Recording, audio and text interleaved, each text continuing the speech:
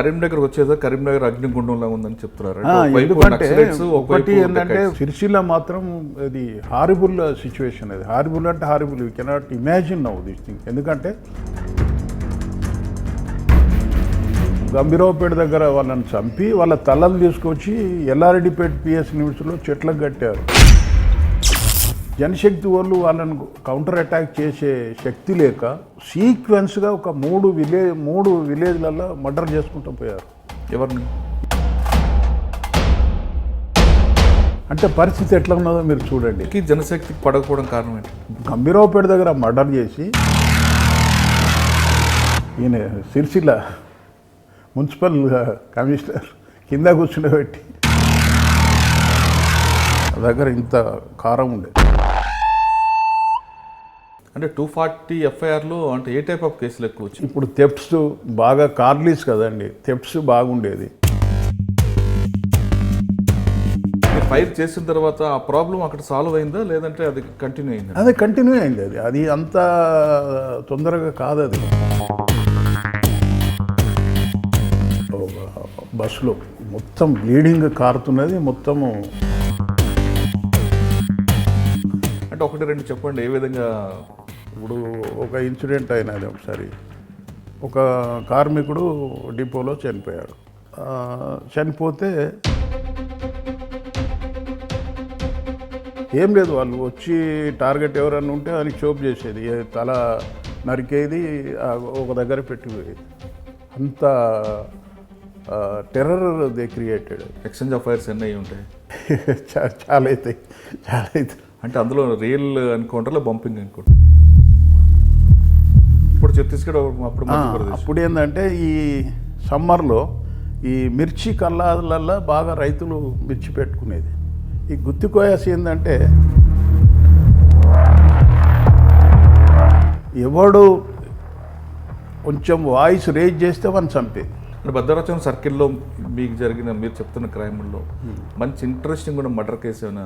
Interesting ఏంటంటే ఒక ST ఇది ఇమీడియట్ పోలీస్ స్టేషన్ కంప్లైంట్ వచ్చేది. సార్ నేను మా వదినని తీసుకొని వెళ్తుంటే ఇట్లా వీళ్ళు అటాక్ చేసినారు, మా వదినని తీసుకొని పోయినారు, ఎట్టిపోయిందో తెలియదు, అది ఇది అని వచ్చి మనకు చెప్పినారు.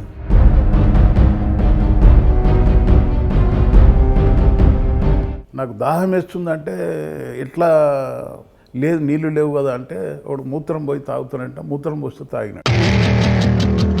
అంటే యాక్చువల్గా ఏం జరిగిందండి? వాలి చనిపోతే వాలి భార్యను సుగ్రీవుడు చేసుకున్నాడు. కాబట్టి ఏంటంటే వాళ్ళు ఎందుకు ఇది డిసైడ్ చేసేదంటే ఒక స్టోరీ అల్లాడు, చెప్పాడు. తర్వాత వాళ్ళు చెప్పింది ఏంటంటే సార్ ఈమె చాలా జాగ్రత్తగా ఉంటుంది నైట్లో, ఐడెంటిఫై అయితేనే ఎవరన్నా వచ్చి పిలిస్తే తలుపు తీస్తే లేకపోతే తీయదు సార్.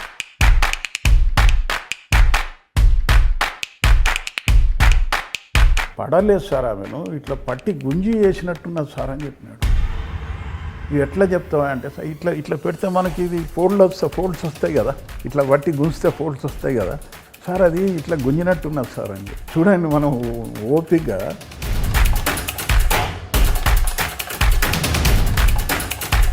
చిక్కుడు పందిరి కింద ఎందుకు పెట్టాడు? దాచినాడు. జనరల్గా భూమిలో దాస్తారు, వాడు దాచినాడు అంతే. అది ఎవడు ఇది చేయడు అని చెప్పి.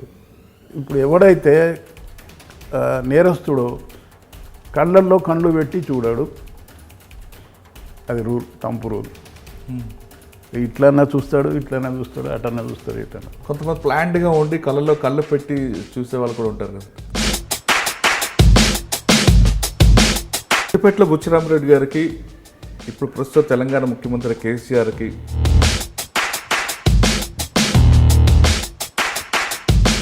పెద్ద సెన్సేషన్ అయింది. Welcome to crime diaries. ఈ వారం మన గెస్ట్ ఎన్కౌంటర్ స్పెషలిస్ట్. జనరల్గా ఎన్కౌంటర్ స్పెషలిస్ట్ అంటే నక్సల్స్తో ఎన్కౌంటర్ అనుకుంటారు, కాదు. ఇతను డెకాయిడ్స్లో వాళ్ళు ఎన్కౌంటర్ చేశారు. అంటే ఆయన ఇంటెన్షన్ ఎన్కౌంటర్ చేయడం కాదు, వాళ్ళు ఎక్కడైతే పోలీసుల మీద రివర్స్ అవుతారో ఆ టైంలో ఎక్స్చేంజ్ ఆఫ్ ఫైర్ చేసిన ఆఫీసర్. అతని కెరియర్లో ఒకేసారి 50 మంది డెకాయిట్ని పట్టుకొని రికవరీ చేసి చరిత్ర సృష్టించిన రిటైర్డ్ ఎస్పీ పేరు బుచ్చిరామరెడ్డి గారు.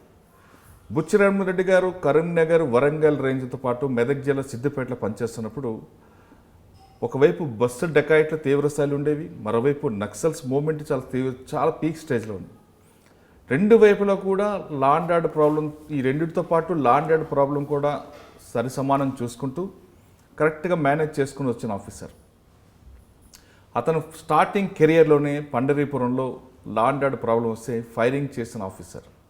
అయితే బుచ్చిరామరెడ్డి గారిని అడిగి అప్పుడున్న లా అండ్ ఆర్డర్ ఏ విధంగా ఉండేది, నక్సల్స్ మూవ్మెంట్ ఏ విధంగా ఉండేది, డెకాయిట్స్ని ఎలా కంట్రోల్ చేశారనే విషయాన్ని ఆయన అడిగి తెలుసుకుందాం. బుచ్చిరామరెడ్డి గారు నమస్కారం. నమస్తే సార్. Thank you. మిమ్మల్ని సిద్దిపేట డిఎస్పీ ఉన్నప్పటి నుంచి మేము ఫాలో అవుతున్నాం.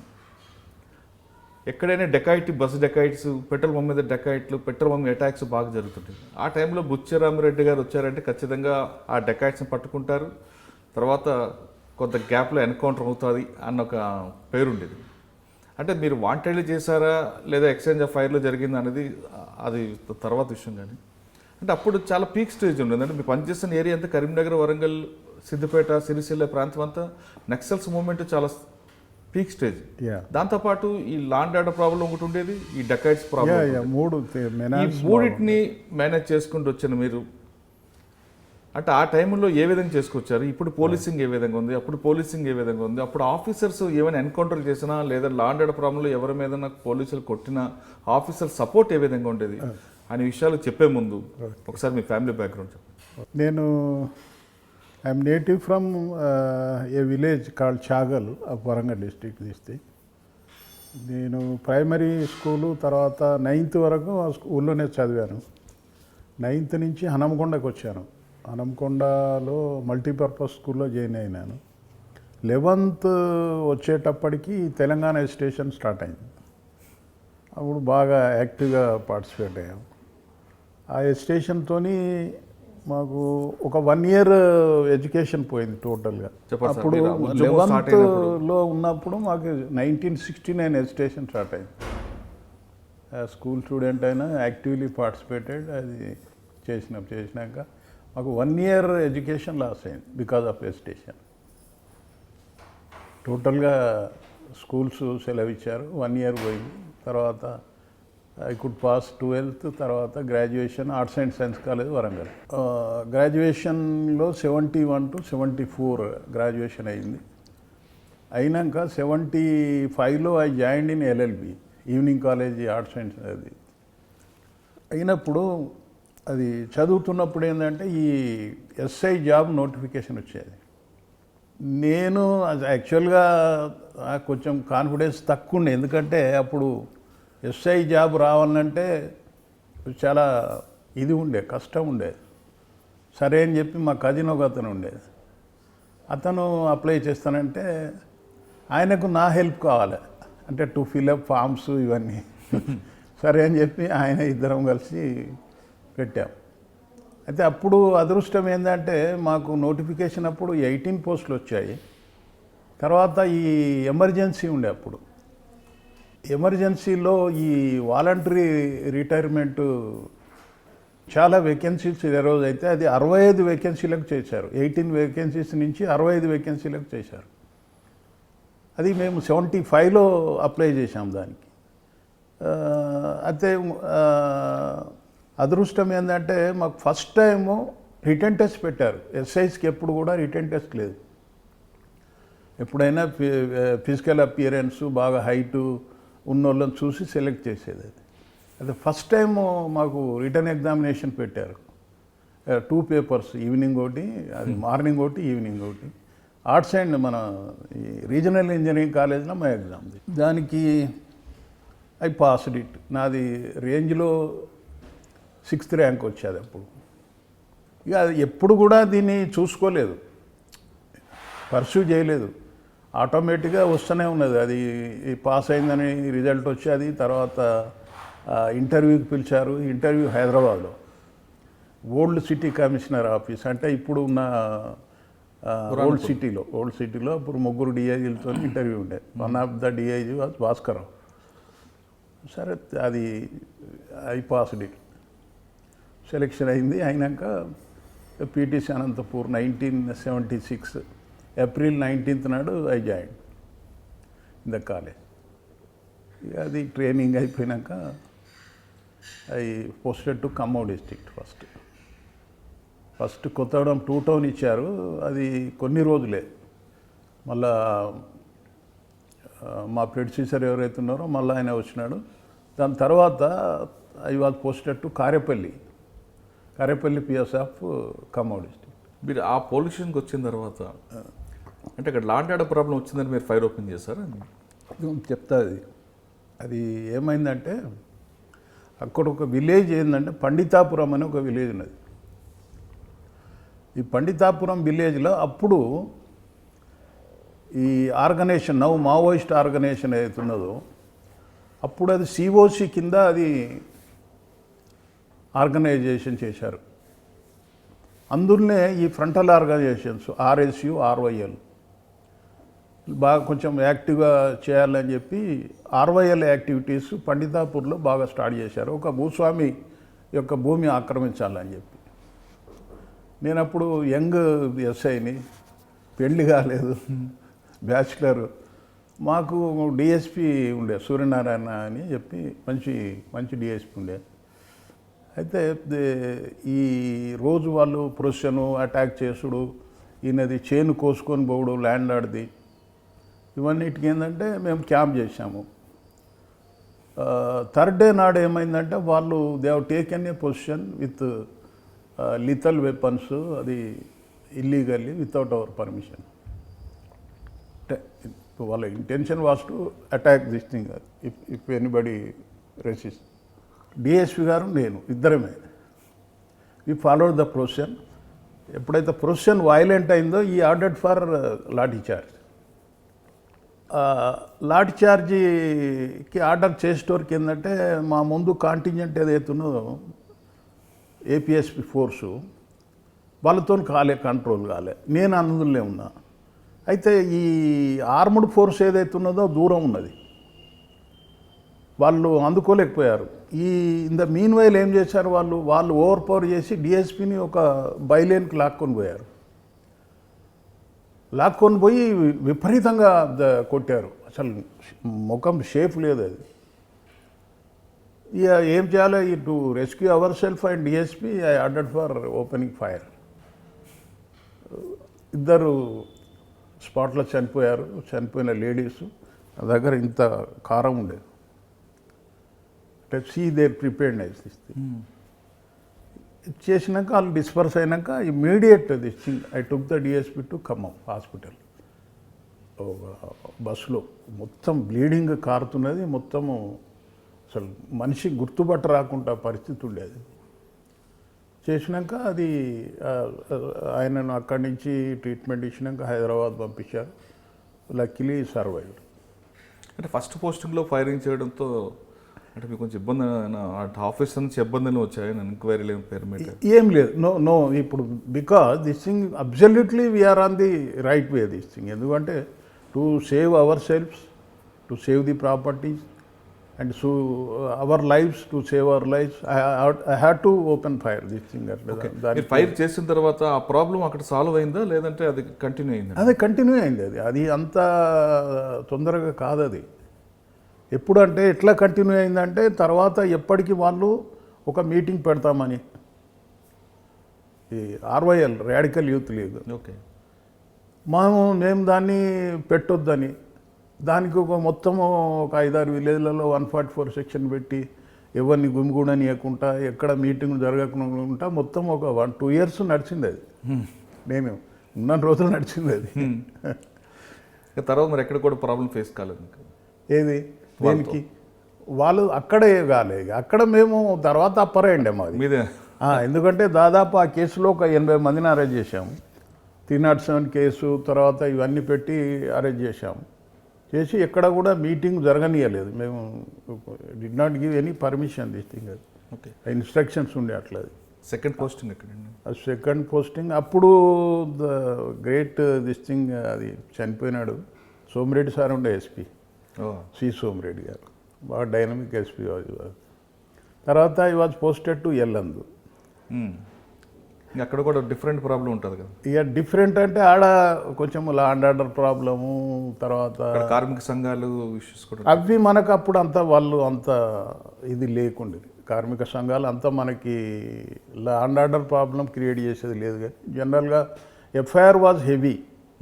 మేము అప్పుడు అప్పటి రోజుల్లో నేను 245 ఎఫ్ఐఆర్ రిజిస్టర్ చేశాం. అంటే ఒక పోలీస్ స్టేషన్లో 245 అంటే అది అంటే ఇయర్ మంత్ అంటున్నారు. ఇయర్ అంటే అప్పుడు చాలా హెవీ అన్నట్టు అది. అంటే 240 ఎఫ్ఐఆర్లు అంటే ఏ టైప్ ఆఫ్ కేసులు ఎక్కువ వచ్చాయి? అన్నీ ఇప్పుడు థెఫ్ట్స్ బాగా కార్లీస్ కదండి, థెఫ్ట్స్ బాగుండేది, థెఫ్ట్స్ బాగుండేది.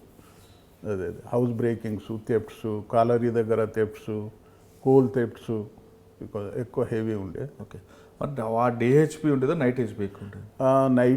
నైట్ ఎక్కువ. మరి మీరు పెట్రోలింగ్ చేయడం, దాంతో వాళ్ళు కంట్రోల్ చేయడం చేశారా? ఎప్పుడు అది మేము, ఎందుకంటే because I was bachelor this thing, everyday cycle motor వేసుకొని ఎప్పుడు తిరిగేది. అది ఎప్పుడు కూడా ఇంట్లో పడుకునేది తక్కువ, very rare, even very rare. అట్లా మాకు సక్సెస్ కూడా చాలా అయినాయి అది. ఎందుకంటే అట్లా మనం ఎఫర్ట్ చేసేపటికే అది చాలామంది దొరికారు, నోటోరియస్ అఫెండర్ దొరికినారు. అది మొదటి నుంచి కూడా నేను I was interested in crime డిటెక్షన్లో నాకు చాలా ఇది ఉండేది.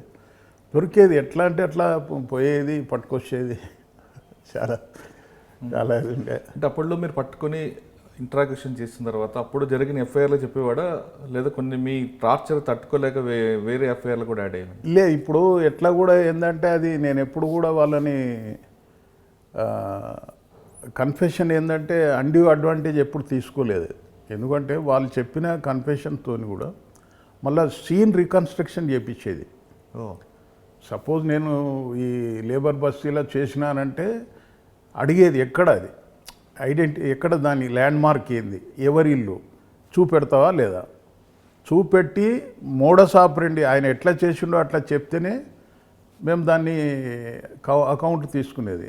లేకపోతే అది మన టార్చర్కు భరించలేక ఆడు చెప్పింది మనం రాసుకొని అట్లా ఎప్పుడు కూడా చేయలేదు. అటెంప్ట్ ఎప్పుడు నేను చేయలేదు. అచ్చా, ఇల్లందు తర్వాత ఎక్కడికి వచ్చారండి? ఇల్లందు నుంచి I was posted to Burgampadu. అది కొంచెం ప్లెయిన్ ఏరియా. ప్లేన్ కాదు, ఇక్కడ సారపాక బూర్గంపాడు. అది అది ఆడ కొంచెం ప్రాబ్లం ఉండేది. ఇది పేపర్ మిల్లు, భద్రాచలం పేపర్ మిల్స్లో. అచ్చా, ఓకే, భద్రాచలం. ఆడ కూడా ఒక బ్యాడ్ ఇన్సిడెంట్ అయింది. ఇప్పుడు ఒకటి భారత్ బంద్ అప్పుడు డిక్లేర్ చేశారు ఆల్ ఆపోజిషన్స్. అది ఐ థింక్ 1982 చేస్తే అక్కడ మొండికుంట అని ఒక విలేజ్ ఉండేది. ఆ రోజు జనరల్ ఇన్స్ట్రక్షన్స్ ఏంటంటే ఇది ఎట్టి పరిస్థితుల్లో భారత్ బంద్ జరగనివ్వద్దు అనేది ఇన్స్ట్రక్షన్స్ అప్పుడు గవర్నమెంట్ తరఫున. కాబట్టి ఏంటంటే మేము దాని గురించి ప్రివెంటివ్ అరెస్ట్లు అన్నీ చేసినా కానీ ఆ మొండికుంట విలేజ్ జర లెఫ్ట్ పార్టీస్ డామినేటెడ్ విలేజ్. అక్కడ వీళ్ళు బాగా చేస్తున్నారు, బస్సులు ఆపుతున్నారు, డ్యామేజ్ చేస్తున్నారు అనేది information. Then I went with my force this thing. ఎంత ఉంటుంది అప్పుడు, ఇప్పటి ఫోర్స్ కాదు కదండి, ఓ 3-4 మెంబర్స్ ఉంటారు. పోయి అది మధ్యలో ఉన్నాక అది మాతో కాలే, వాళ్ళు ఇనలేదు. ఇన్స్టెడ్ మేము మధ్యలో అయినాము, వాళ్ళు రౌండప్ చేశారు. దే స్టార్టెడ్ పెల్టింగ్ స్టోన్స్ తెస్తే పోలీస్ మీదకి. మరి ఏం చేయాలి? Again I ordered for opening fire. మళ్ళా ఫైర్ ఓపెన్ చేయాల్సి వచ్చింది. చేసి డిస్పర్స్ అయింది. వచ్చినాక అంటే అక్కడ ఏమైనా క్యాజువాలిటీస్ అయినాయి, ఒకటో ఇద్దరు చనిపోయినట్టున్నది ఐ థింక్ సో. అంటే మీరు సర్వీస్లోనే ఎస్ఐ ఉన్నప్పుడే? అది ఎస్ఐ ఉన్నప్పుడు I was so this thing బాగా కొంచెం ఫెరోషియస్ ఉంటుంది లా అండ్ ఆర్డర్ మ్యాటర్లో. దూసుకొని వెళ్ళిపోయేది. ఎప్పుడు కూడా వెనకంజ అనేది ఎప్పుడు వేయలేదు నేను, ఒక స్టెప్ వెనక నన్ను చేయలేదు. అది చాలామంది మీ దగ్గర పనిచేసిన వాళ్ళు చెప్తుంటారు, లా అండ్ ఆర్డర్ ప్రాబ్లం వచ్చినప్పుడు కానీ ఏదో ధర్నాలు చేస్తున్నప్పుడు ముందు బుచ్చరామరెడ్డి సార్ ముందే ఉంటారు, ఎవరైనా కాని పక్షంలో అంటే ఆయన ముందు స్టెప్ తీసుకుంటారు, దాంతో మీ అందరం వెనకెళ్తుంటాం. అది ఎప్పుడైనా అంటే లీడర్ అది అంటే ఒక లీడర్షిప్ అన్నది అక్కడ లీడర్షిప్ అనేది ఏంటంటే, ఇంకొకటి విషయం ఏంటంటే ఎప్పుడు కూడా మేము హేస్టీ యాక్షన్ ఎప్పుడు చేయలేదు. అది ఓకే. ఎప్పుడు అంటే వాళ్ళు మాబు వైలెంట్ అయ్యి ఎప్పుడు కూడా ఏంటంటే మాబు వైలెంట్ అయినప్పుడే మనం ఫోర్స్ చేస్తే వాళ్ళు వింటారు. వాళ్ళు వైలెంట్ లేనప్పుడు మనం ఏమైనా ఫోర్స్ యూజ్ చేస్తే వాళ్ళు మన మీద తిరగబడతారు. అది అంతే. అది కాబట్టి ఏంటంటే by all means I try to subside the matters. మీరు కాకపోతే ఇంకొక యాక్షన్ కూడా చేసేవారని మీ వాళ్ళు చెప్తుంటారండి. ఎక్కువ మాప్ గ్యాదర్ అవుతుందో అది వైలెంట్గా మారకముందే మాప్ డిస్ప్లే చేయడం అనేది బుచ్చరంరెడ్డి గారి కాన్సెప్ట్ అంటుంది. అంటే కొంచెం అదే ది నెగోషియేషన్స్తోని పక్కకు చెప్పి ఇటు చెప్పి అటు చెప్పి try to subside the matter. అది కాకపోతే ఇది ఫోర్స్, యూజ్ టు ఫోర్స్. అంటే ఎక్కువ మంది గ్యాదర్ వల్ల ఒక బలం పెరుగుతుందని మీరు వాళ్ళు బలం పెరిగి మనకి ప్రాబ్లం అవుతుంది కదా. ఎక్కడికెక్కడికి కట్ పాయింట్స్ పెట్టి రానియకుండా అది ఇది. ఇప్పుడు దాని ఏంటంటే దానికి ఒక స్థిరమైన దానికి రూల్ ఉండదు. మనం సిచ్యువేషన్ బట్టి యాక్ట్ చేయాలి. మాబ్ సిచ్యువేషన్ బట్టి వాళ్ళ సైకలాజీ బట్టి మనం యాక్ట్ చేయాలి. మాబ్ సైకలాజీకి వ్యతిరేకంగా పోతే మనం ఫెయిల్యూర్ అవుతాం. అంటే ఒకటి రెండు చెప్పండి, ఏ విధంగా సైకాలజీగా మారచ్చు? 2-3 ఎక్స్పీరియన్స్ మీ దీంట్లో. జనరల్గా కొన్ని విషయాలలో ఏంటంటే కొన్ని వాళ్ళకు రైట్ డిసిషన్, వాళ్ళు ఒక రైట్ కాజ్ కొరకు వాళ్ళు కొట్లాడినప్పుడు మనం వీ హ్యావ్ టు సపోర్ట్ తీస్తుంది. ఎప్పుడు సపోర్ట్ చేయాలి? వైలెంట్గా మారకున్నంతకాలం మనం వాళ్ళకి సపోర్ట్ చేయాలి, కన్సోల్ చేయాలి. అప్పుడే మనం చెప్పిన మాట వింటారు. తర్వాత మోరోవర్ ఈ మాబు ఎప్పుడైతే మనం డీల్ చేస్తామో మన యొక్క క్రెడిబిలిటీ కూడా ఇంపార్టెంట్. జనరల్గా ఏమవుతుంది, మనం ఒక సైడ్ తీసుకొని ఒక ఐడెంటిఫై అవుతాం, ఈ గ్రూప్తో ఐడెంటిఫై అవుతాము, ఈ గ్రూప్తో ఐడెంటిఫై అవుతాము. తర్వాత స్టేషన్ వచ్చినాక మనము కొంతమందితో ఇర్రెలవెంట్ మాట్లాడు, ర్యాష్గా మాట్లాడు. ఇవి ఏమవుతాయి అంటే అక్కడ మనకు అవి రిఫ్లెక్ట్ అవుతాయి. వాడు ఏం చేస్తాడు, he will try to take revenge on us this thing. నువ్వు వచ్చినప్పుడు అట్లా మాట్లాడినావు కదా, నాకు నువ్వు సరి అయిన రెస్పెక్ట్ ఇవ్వలేదు కదా అనేది. అది మోర్ ఓవర్ ఫస్ట్ ఎస్హెచ్ఓకి అది ఇంపార్టెంట్. ఎవరితోని కూడా మనము ద్వేషం కానీ ఇది కానీ ఎప్పుడు కూడా పెట్టుకోవద్దు. వాళ్ళు వచ్చినప్పుడు ఎంత ఇదైనా కానీ సముచితంగా వాళ్ళకి మనం రెస్పాన్స్ చేయాలి, కూర్చునబెట్టాలి, మాట్లాడాలి. మాట్లాడినప్పుడు మన మీద నెగటివ్ పాయింట్ అక్కడ ఉండదు. మాబ్ కంట్రోల్లో అది మోర్ ఇంపార్టెంట్. నువ్వు ఐడెంటిఫై అయినావు, 4 రిప్రజెంటేటివ్ వస్తే రూడ్గా మాట్లాడినావు, వాళ్ళు అక్కడ నీ మీద అటాక్ చేస్తారు. నీ క్రెడిబిలిటీ ఈజ్ మోర్ ఇంపార్టెంట్. అచ్చా, మన స్టేషన్లో మనకున్న క్రెడిబిలిటీ అక్కడ మనకు పనిచేస్తుంది. ఏ సార్ మంచోడరా మన అని చెప్తుంటారు వాళ్ళు వాళ్ళు మన మీద ఏమి నెగటివ్ పాయింట్ ఉండదు కదా. సార్ మంచోడే మనోడే లేదు, చూస్తాడు. చూసి జనరల్గా మనం మంచి రెస్పెక్ట్ ఇచ్చినాం, సరే వానికి రెస్పాన్స్ ఇచ్చాం, అది చూస్తాడు. అసలు మనకు కళ్ళల్లో కళ్ళు పెట్టి చూడాడు, ఇట్లా ఇట్లా పక్క పెట్టి వెళ్ళిపోతాడు. అది మోర్ ఇంపార్టెంట్ మాబ్ డీలింగ్లో. ఓకే, అట్లా. తర్వాత అన్నెసర్లీ మాబు ఎప్పుడైతే రైట్ కాజ్ కొరకు ఫైట్ చేసినప్పుడు మనం ప్రవోక్ కావద్దు. రైట్. ఎప్పుడు కూడా మనము ప్రవోక్ కావద్దు. జనరల్గా ఏంటంటే మనకు సంబంధం లేని ఇష్యూలలో పోలీసు మనం యాక్ట్ అవుతాం, తప్పు అది. Should not do. ఇప్పుడు ఒక ఇన్సిడెంట్ అయినది ఒకసారి. ఒక కార్మికుడు డిపోలో చనిపోయాడు. చనిపోతే వాళ్ళంతా ధర్నా కూర్చున్నారు. నేచురల్గా వర్కర్స్ ఎస్టేట్ చేస్తారు కదా, వాళ్ళు మాకు పిలిచారు. పిలిచినప్పుడు నేను వెళ్ళి మాట్లాడినా. వాళ్ళు అది మనం అక్కడేం మాట్లాడేటట్టు ఉండదు. ఒక డెత్ అయింది, అది డిపోలో అయినది. అయినప్పుడు మనం మాట్లాడొద్దు కదా. వాళ్ళు మొత్తం చేసినాక వాళ్ళు సెక్యూరిటీ వాళ్ళు వచ్చినారు. అందరూ ఇంతలో రూమ్లో ఈడీ ఉన్నాడు. ఈడీని ఆల్మోస్ట్ వాళ్ళు గిరాబీ చేసినారు. ఆయన అంటాడు, సార్ మా ఈడీని బయటికి తీసుకురావాలా. మంచిదండి, తీసుకొస్తాము, కంప్లైంట్ చేయండి. Give complaint. సార్ అయితే we cannot help, it is your issue.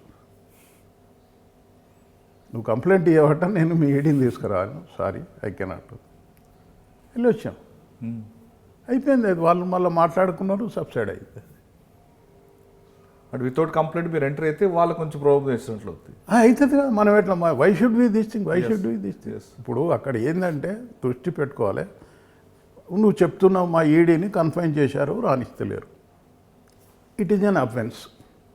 ధర్నా అయినా ఏదైనా అఫెన్స్ అనుకో. అఫెన్స్ అయినప్పుడు నువ్వు కంప్లైంట్ ఇవ్వాలి. Without complaint how can I take action against? Plus reason ఉంది అక్కడ. అంతే కదా. పోలీస్ ఎప్పుడు ఎంటర్ అవుతుంది? కాగ్నైజబుల్ అఫెన్స్ అయినప్పుడు పోలీస్ ఎంటర్ అవుతుంది. మీరు రిపోర్ట్ ఇచ్చడానికి you are hesitating, then how can I enter this thing?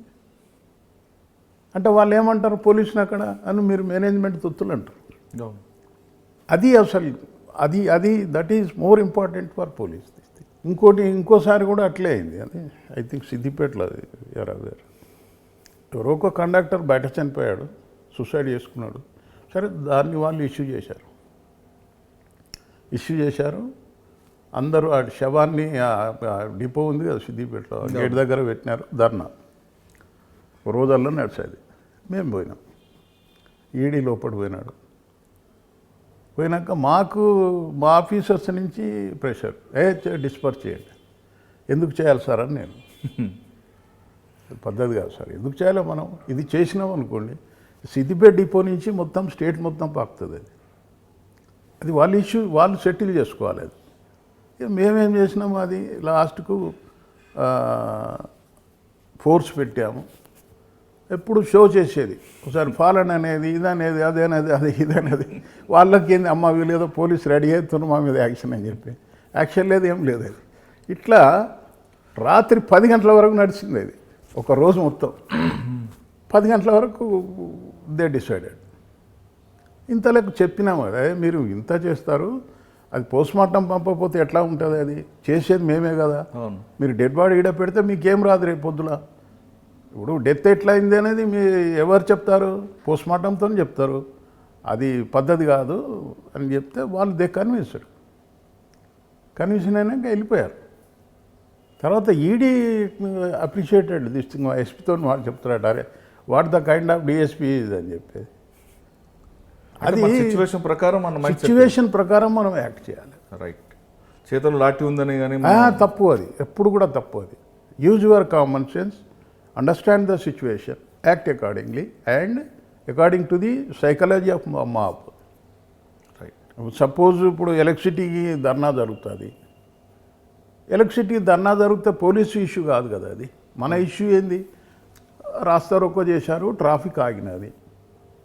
Traffic ఆగినంతగానం ప్రపంచం ఏం మునిగిపోదు, ఆకాశం ఊడిపడదు, మనం నెత్తిలేసుకొని. The issue has to be settled by concerned this thing electricity department. They have to come into the picture, they have to talk to the agitators and settle the issue. అక్కడ మనం తొందరపడితే ఏమవుతుంది? మన మీదకి వస్తుంది కదా. Police ఎందుకు చెడు వస్తుంది అంటే దట్ ఈస్ ద రీజన్. అది అట్లా చాలా ఇది ఉంటుంది దీని మీద, మాప్ సైకాలజీ. సార్ ఇల్లెందు నుంచి నెక్స్ట్ ఇక్కడ ఇల్లందు నుంచి అదే బూర్గంపాడు చెప్పాను కదా. ఫైరింగ్ అయినాక కొంచెం ఆఫీసర్స్ వర్ హ్యాపీ. ఇప్పుడు ఎక్కడ బాగా ర్యాష్గా పోతాడు ఏందని చెప్పి I was posted to Venkatapur, Charla Venkatapur. ఇప్పుడు నవ్ అండర్ భూపాల్పల్లి డిస్టిక్. అక్కడ పోస్టింగ్ అయింది. అక్కడే నేను ఈ ఎక్స్మిజం గురించి నేర్చుకున్నది అక్కడే. 82లో అంతవరకు పబ్లిక్ తెలియదు అక్కడ దళాలు ఏంటిది అనేది. 82లో మేము వెళ్ళినాక తెలిసినది అక్కడ దళాలు. అప్పుడు మావోయిస్టు, ఇప్పుడున్న మావోయిస్టు, అప్పుడు దాన్ని సిఓసి తర్వాత పీడబ్ల్యూజీ కింద మారినారు. వాళ్ళు అక్కడ దళాలు ఫామ్ చేశారు వెంకటాపురం గుట్టల మీద. 83లో I apprehended one hardcore this thing. దళం వస్తే మేము అటాక్ చేశాము, ఒక్కడు దొరికాడు. అప్పుడు తెలిసినది వాళ్ళ డిజైన్ ఏంది. అప్పుడు వాళ్ళ యూనిఫాము, ఆలివ్ గ్రీన్ యూనిఫాము, వాళ్ళే వెపన్స్ తయారు చేసుకున్నారు. హ్యాండ్ గ్రీన్ అప్పుడు అంతా కూడా ఏంటంటే వాళ్ళ లోకల్ మేడే. అప్పుడు సొఫిస్టికేటెడ్ వెపన్స్ రాలేదు. చూడండి, వాళ్ళ దేనికైనా అది కమిట్మెంట్తో వాళ్ళు చేశారు. అది హిలెక్స్ మీద వాళ్ళు ఇది చేశారు. అది అప్పుడు తెలిసిపోయినది వాళ్ళ డిజైన్ ఏంది ఎట్లా అనేది. అప్పుడు వాళ్ళది చాలా ఉధృతంగా ఉండే. ఉధృతంగా అంటే ఒక విలేజ్కి వెళ్ళి అక్కడ మీటింగ్ పెట్టి ఒక 5-6 విలేజ్లు అసెంబ్లీ చేసేది అది. నేను అక్కడ నేర్చుకున్నది అక్కడనే. ఎందుకంటే అరెస్టెడ్ నంబర్ ఆఫ్ మిలిటెంట్స్. అప్పుడు వీళ్ళు వైలెంట్ ఉండే బాగా. ఈ ఎక్స్మిస్ట్ ఏదైతే ఇప్పుడు పీడబ్ల్యూ మావోయిస్ట్ ఉన్నారో ఏం లేదు, వాళ్ళు వచ్చి టార్గెట్ ఎవరన్నా ఉంటే అని చోప్ చేసేది, తల నరికేది, ఒక దగ్గర పెట్టిపోయేది. అంత టెర్రర్ దే క్రియేటెడ్. కానీ మీరు ఆల్రెడీ ఈ స్పీడ్లో అగ్రెసివ్ ఉన్న బుచ్చరం రెడ్డి గారు అక్కడ కూడా అదే స్టైల్ వెళ్ళారా, లేదా మీ ఐడియాలజీ ప్రకారం? అంటే ఇప్పుడు ఒకటండి, అక్కడ కూడా ఏంటంటే మనకి ఎక్కడ కూడా ఒకటే హార్డ్ అండ్ ఫాస్ట్ రూల్ ఉండదు. అది మనము ఏంటంటే ఎక్కడైతే ప్రాబ్లం ఉందో అదే ప్రాబ్లం ఐడెంటిఫై చేయాలి, ఆ ప్రాబ్లానికి కారకులు ఎవరు మనం ఐడెంటిఫై చేయాలి. మేము ఎప్పుడు కూడా ఒక మిలిటెంట్ ఉన్నాడంటే మిలిటెంట్ వెంబడే పడేది. మిలిటెంట్ ఫాదర్ కానీ బ్రదర్స్ కానీ ఇవి never use to touch this, ఇవి నెవర్ హరాస్డ్ దిస్. తర్వాత వేరియస్ దానికి మనకు స్ట్రాటజీస్ ఫాలో అయ్యేది. ఓ మిలిటెంట్ని ఎక్స్పోజ్ చేసేది. ఎక్స్పోజ్ అంటే 2 సార్లు వాళ్ళ ఇంటికి వెళ్ళిపోతే వాడు ఎక్స్పోజ్ అయ్యేది. ఆయనకి దళంతో కాంటాక్ట్స్ తగ్గేది, ఆడు పారిపోయేది. ఇట్లా బాగా అది నేను నేర్చుకున్నది వెంకటాపూర్నే అసలు టోటల్గా. ఎల్లందులో కూడా చేశాను కానీ అక్కడ ఎక్కువ మేమున్నప్పుడు అంత లేకుండే. దళాలు ఉండే కానీ పెద్ద ఇది లేకుండేది. మేము నేర్చుకున్నదే 83లో మంచి క్యాచ్ చేసాం. ఎన్ని ఎక్స్చేంజ్ ఆఫ్ ఫైర్లు ఉంటాయి? ఎక్స్చేంజ్ ఆఫ్ ఫైర్స్ ఎన్ని ఉంటాయి? చాలా అవుతాయి. అంటే అందులో రియల్ ఎన్కౌంటర్లో బంపింగ్ ఎన్కౌంటర్? నేను అట్లా బంపింగ్ చాలా లేదు, అది very very very very very okay, తక్కువ. అంటే మీరు అక్కడ సరెండర్స్ ఏమైనా తీసుకొచ్చారో? అరెస్టులు ఉన్నాయి? అరెస్టులు చేసేది ఎక్కువ. ఇప్పుడు ఎందుకంటే బిగినింగ్ కదా అది, అప్పుడు వెంకటాపూర్లో బిగినింగ్ అది. అక్కడ పీడబ్ల్యూజీ ఇదే ఈ మావోయిస్ట్ దళాలు ఉండేది. ఒక దళం ఉండేది, వీరన్న దళం అని చెప్పి. ఆ దళమే మేము ఎక్కువ కాన్సన్ట్రేట్ చేసేది అది దాని మీద. ఓకే, ఆల్మోస్ట్ ఆల్ చేంజ్ చేసేది. తర్వాత అక్కడ ఇంకొక మెనాన్స్ కూడా ఉండే, గుత్తికోయ మెనాన్స్ ఉండే. ఈ మధ్యప్రదేశ్ నుంచి అంటే ఇప్పుడు ఛత్తీస్గఢ్ ఇప్పుడు ఛత్తీస్గఢ్ అప్పుడు మధ్యప్రదేశ్. అప్పుడు ఏంటంటే ఈ సమ్మర్లో ఈ మిర్చి కళ్ళాలల్లో బాగా రైతులు మిర్చి పెట్టుకునేది. ఈ గుత్తికోయాస్ ఏంటంటే ఒక 40-50 మంది వచ్చేది అన్నట్టు, 1 by 1 వచ్చి కళ్ళ మీద పడి ఎవడు కొంచెం వాయిస్ రేజ్ చేస్తే వాడిని చంపి మొత్తం మిర్చి తీసుకొని పోయేది. దే ఆర్ ఫాండ్ ఆఫ్ మిర్చి అండ్ టొబాకో. ఫాండ్ ఆఫ్ మిర్చి అండ్ టొబాకో ఇది పెద్ద మెనాన్స్ అన్నట్టు అప్పుడు. మరి దాన్ని ఏ విధంగా? మేము ఒకసారి చేసాం, దొరకలేదు కానీ ఇట్లనే మాకు ఈ చెర్ల అవతల ఆల్బాక్ అని విలేజ్ ఉండేది. అక్కడ అఫెన్స్ అయింది ఇదే, రాత్రి మిర్చిపోయిందని మార్నింగ్ రిపోర్ట్ అయింది. వీళ్ళు ఏం చేస్తారంటే ఈ కావళ్ళి పెట్టుకొని 1 by 1 పోతారు. ఎప్పుడు కూడా గుత్తికోయాసు ఇక్కడోడు గుంపుగా పోరాదు. అయితే కొంచెం దూరం ట్రాక్ చేస్తే ఏమైందంటే అక్కడోటి మిర్చి పడ్డది. మేము ఈ సస్పెక్టెడ్, ఇది ట్రాక్ ఎక్కడరా అని చెప్పి అక్కడ కొత్తపల్లి విలేజ్ అని ఉన్నది మధ్యప్రదేశ్, ఛత్తీస్గఢ్ నవ్వుతీస్తుంది. అక్కడ పోయి అంబుష్ చేసాం. అంబుష్ చేస్తే ఈవినింగ్ మెల్లగా వస్తున్నారు కావళ్ళతోని. వచ్చేటోరికి ఏంటంటే మేము దాన్ని పౌన్స్ చేసేటోరికి వాళ్ళ మీద పడిపోదామని పరిగెత్తటోరికి వాళ్ళు మనకు దొరకకుండా కావళ్ళు ఎత్తేసి వెళ్ళిపోయారు. అంటే వాళ్ళని పట్టుకుని మనతో కాదు, అది కష్టం. అది వాళ్ళు దేనికి కూడా భయపడరు కుత్తుకోయాసు. ఎందుకంటే బోస్ అండ్ యారోస్ ఉంటాయి వాళ్ళ దగ్గర, దేనికి మనకి భయపడరు, వాళ్ళు అస్సలే భయపడరు. అది దొరకలే కానీ ప్రాపర్టీ కూడా రికవర్. తర్వాత ఎక్కడండి? తర్వాత అది అక్కడ ఇదే ఈ ఎక్స్ట్రీమిజం ఇది ఎప్పుడు బాగా యాక్టివ్ ఉండి, తర్వాత ఈ అరెస్టుతోని ఏమైందంటే ఈ క్యాడర్ను దళంతోని అతనితోని ఒక మంచి డంప్ రికవర్ చేసాం. పాంబడూరు గుట్టలు అని చెప్పి ఒకటి, ఆ మీద పోయి we recover heavy dump of extremism. అదే ఫస్ట్ టైం అనుకోండి అది. అది ఎంత చాలా ఏంటంటే స్పేర్ పార్ట్స్, గ్రానైట్ పార్ట్స్ అన్నీ లిటరేచరు వాళ్ళు రాసుకున్నవి చేసినవి డాక్యుమెంట్స్, యూనిఫామ్స్ వాళ్ళంతా డంప్ అంటే అది అట్లా ఉండేది. I could recover the dump. Next ఎక్కడికి వచ్చారు? వెంకటాపురం. వెంకటాపూర్ నుంచి తర్వాత ఈ posted to Kothagudem 3 town. Okay. 3 town Kothagudem 3 town నాకు పోస్ట్ చేశారు. కొంచెం అడవి నుంచి తీసి టౌన్ ఇక్కడ కూడా మీకు డిఫరెంట్ క్రైమ్ కనిపిస్తుంటాయి. ఇక్కడ కొత్తగూడెంలో అన్నీ ఉండే. ఇప్పుడు కొత్తగూడెంలో ప్రాపర్టీ అఫెన్సెస్ చాలా హెవీ ఉండే, రిసీవర్స్ ఉండేవి. తర్వాత అప్పుడు ఈ ఆర్గనైజేషన్ స్టార్ట్ అయింది కొత్తగూడెంలో కూడా. అది సిఓ సిస్టమ్ అని చెప్పి ఆ అడవిలో దళంలో ప్లేన్ ఏరియాలో సిఓ సిస్టమ్. సిఓ అంటే ఒకడు 1+2 దేశ్ టు ఆర్గనైజ్ వర్కర్స్. అది ఇది మనం కొత్తగూడెంలో వర్కౌట్ చేసాం. అది ఐ కుడ్ అప్రహెండ్ 1 సిఓ, 2-3 వీళ్ళని వాళ్ళ దళ మెంబర్స్ అందరినీ, సిఓ అసోసియేట్స్ని అందరినీ అరేంజ్ చేశాం. తర్వాత ఈ I could contain the receivers. ఎక్కువ ఈ రిసీవర్స్ ఉండేది, స్క్రాప్ రిసీవర్స్, కోల్ రిసీవర్స్. అది సార్ కొత్తగూడెంతో పాటు మీరు కొన్ని టౌన్లో చేశారు. చేస్తున్నప్పుడు ఈవి టీజింగ్ వాళ్ళని కంట్రోల్ చేయడానికి కానీ లేదా మిగతా చిన్న చిన్న ఆర్డర్ ప్రాబ్లం చేసే రౌడీల్ని వీళ్ళని కంట్రోల్ చేయడానికి మీ ప్లాన్ ఆఫ్ యాక్షన్ ఏ విధంగా? అప్పుడు ఈవి టీజింగ్ లేదండి, తక్కువ. మనకు రౌడీల్ని వాళ్ళు ఏ విధంగా కంట్రోల్ చేస్తారు? రౌడీజం కూడా అప్పుడు తక్కువనే ఉండే, అంత పెద్ద హెవీ రౌడీజం లేదు. కానీ వాళ్ళకు మనం హిస్టరీ షీట్స్ ఓపెన్ చేసి పిలిపించుడు. ఇప్పుడు ఎందుకంటే అప్పుడు పోలీస్ ఎప్పుడు కూడా హై హ్యాండెడ్ అప్పర్ హ్యాండ్ ఉండేది. అవి దేనికి దానికి మాట్లాడుకోవాలి. హై హ్యాండెడ్నెస్ ఉంటేనే నడుస్తుంది. అది కొద్దిగా అప్పర్ హ్యాండ్ ఉండేది. పోడు దేని ఉంటే వార్నింగ్ ఇచ్చుడు, తర్వాత వాళ్ళు ఎంబడివాడు, అవన్నీ జరిగేది. కౌన్సిలింగ్ కూడా స్టేషన్ వచ్చినాక చేసేది కౌన్సిలింగ్.